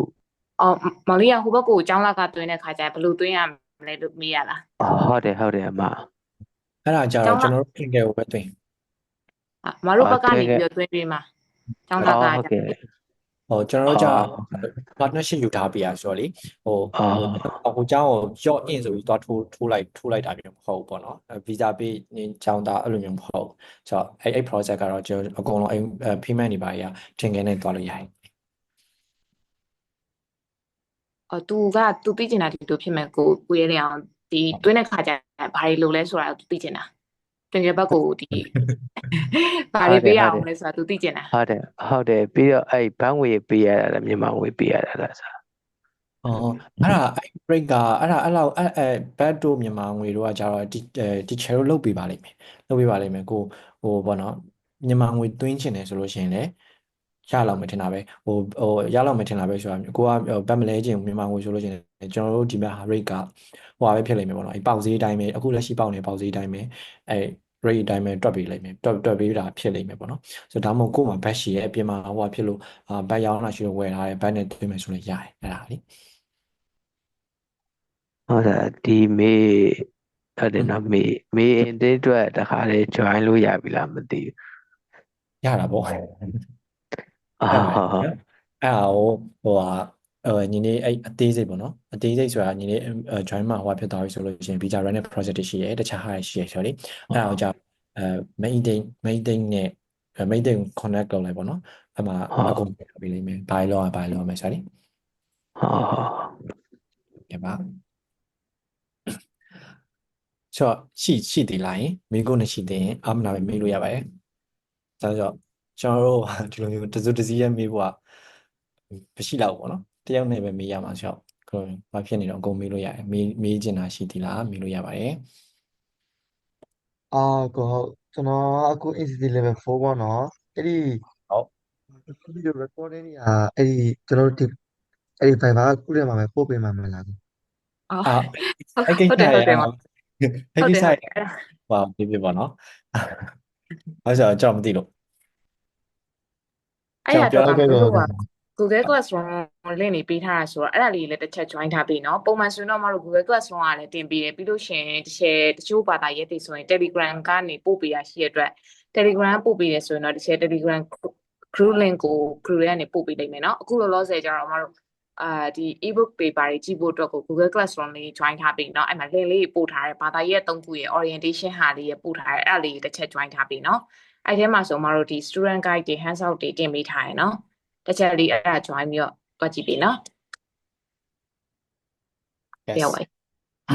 Okay ခင်ဗျာ okay တော့ရှိတယ်လားတခြားမိကုန်းနေ အမအေးတဲ့ကျွန်တော်လေပြောစရာလေးရှိလို့ဒီထဲမှာတခါလေးပြောလိုက်လို့ရတာ ဘယ်ဟာအတွက်လဲမောင်လေး ဟုတ်တာကျွန်တော်လေចောင်းသားကတ်လေးအဲ့ဒါလေးမနေ့ပြန်လောက်ရနိုင်မလားမသိဘူး ကျောင်းသားကတ်ကမနေ့ဖြန်လောက် level 5အတွက်ပေါ့နော် ဟုတ်တယ်အမဟုတ်မတို့ပြန်ပြီးတော့ထုတ်ပေးမယ်နော်5အတွက်ကိုလေ ဟုတ် ဒါပေမဲ့ပိုးတော့အောင်မောင်လေးယူထားသေးတာမသိ မယူထားဘူးကျ ပိုးတော့မယူထားအောင်နော်မတော့ကတ်ကတော့အတူတူပဲပေါ့နော်နံပါတ်တွေကလည်းအတူတူပဲဆိုတော့အမတစ်ချက်ထုတ်ပေးမယ်နော် ဟုတ်ရရအမចောင်းသားကတ်ဖြစ်ရပြီအမ okay ထုတ်ပေးမယ်နော် โอเคပါအဲ့ဆိုမရှိရောရင်ကျွန်တော်လုံလာလေးနည်းနည်းကြောင်းသွားပြီဆိုတော့လေဝက်ဘနာလေးကိုအံ့လိုက်မယ်ထပ်ပြီးတော့သိကျင်တဲ့မိကုန်းတွေရှိတယ်ဆိုရင်အဲ့ဒီ student club တွေပါ join ပါမရှာသေးအဲ့ group ကိုတောင်းပါပြီးရင်အဲ့ထဲမှာအကုန်မေးလို့ရပါတယ်အဲ့ထဲမှာကျွန်တော်တို့လည်းရှိပါတယ်ဟိုဆီယမ်မိုက်လည်းရှိရယ်ပြီး alumni တွေလည်းရှိရယ်ထိုင်းမှာလောက်ရသွားတဲ့တွေလည်းရှိရယ်စင်ကူမှာလောက်ရနေတဲ့တွေလည်းရှိရယ်အဲ့မှာကိုသိကျင်တာအကုန်လုံးမေးလို့ရှိရင်တကယ်ကိုမလောက်ရသေးတာလောက်ပြီးသွားတဲ့သူတွေရှိနေတဲ့အတွက်ကြောင့်မလို့ကောင်းကောင်းမေးလို့ရတယ်ပေါ့နော်စာလည်းမေးလို့ရတယ်ဟို level 5 level 4ပြီးသွားလို့ level 5 set တက်ချင်တယ်ဒါပေမဲ့ level 5ပြီးတော့ level 6 set တက်ချင်တယ်ဒါပေမဲ့စာတွေခတ်လာ assignment တွေပါအကုန်မေးလို့ရတယ်အကုန်အဲ့ထဲမှာပွပွလင်းလင်းမေးလို့ရတယ်ပေါ့နော်ဆိုတော့ join တာပါမေးခွန်းတွေများမေးပါ okay အဲ့ဆိုရင်ပြီးတော့ပါပြီပြီးတော့ရ ကျေးဇူးပါ ဟုတ်ကျေးဇူးပါကင်မရာလေးဖွင့် ကျေးဇူး လို့ တင်ပါတယ် ဖွင့်ပေးပါလားခင်ဗျာကျွန်တော် second shot လေးနဲ့ ဟိုမီးပြတ်တယ်ရုပ်ချော ရအဆင်ပြေနည်းတော့လုပ်ကြပါဦးဒီနေ့လူလည်းနည်းရဆိုတော့လေအဆင်ပြေအကုန်လုံးဖွင့်ပေးပါလား okay ကျွန်တော်များဖွင့်ပေးကျေးဇူးပါပြီးအဲ့ဆိုရင်ကျွန်တော်ရိုက်လိုက်တော့မယ်နော် 1 2 3နိုင်နော်ရပါပြီအချိန်ပေးလို့ကျေးဇူးပါဒီနေ့ join ပေးတဲ့သူတွေအကုန်လုံးလေနောက်ပြီးတော့အဲ့တည်ကျင်တဲ့ဟာတွေအကုန်လုံးက job နဲ့ပတ်သက်တဲ့ဟာတွေအဲ့3ရက်နေမှာလုပ်မဲ့ဟာမှာတော်တော်မီးလို့ရနိုင်မယ်ပေါ့နော်ဆိုတော့အဲ့ webinar မလွတ်ပါစေနဲ့မလွတ်ဘဲနဲ့တော့ join ကြပါပြီးရင်အဲ့ကိုဘောနော်အတိတွေဘောနော်ဒီចောင်းသားအချင်းချင်းကျွန်တော် Twinkle College ကចောင်းသားအချင်းချင်းသူတို့ရဲ့အဲ့ဟာမသိသေးဘူးဆိုလို့ရှိရင်ပြောပြပေးကြပါဘာလို့ဆိုတော့တကယ်အလုပ်ရထားတဲ့သူတွေကသူတို့လုပ်ခဲ့တဲ့ဟာတွေပြောမှာဆိုတော့လေ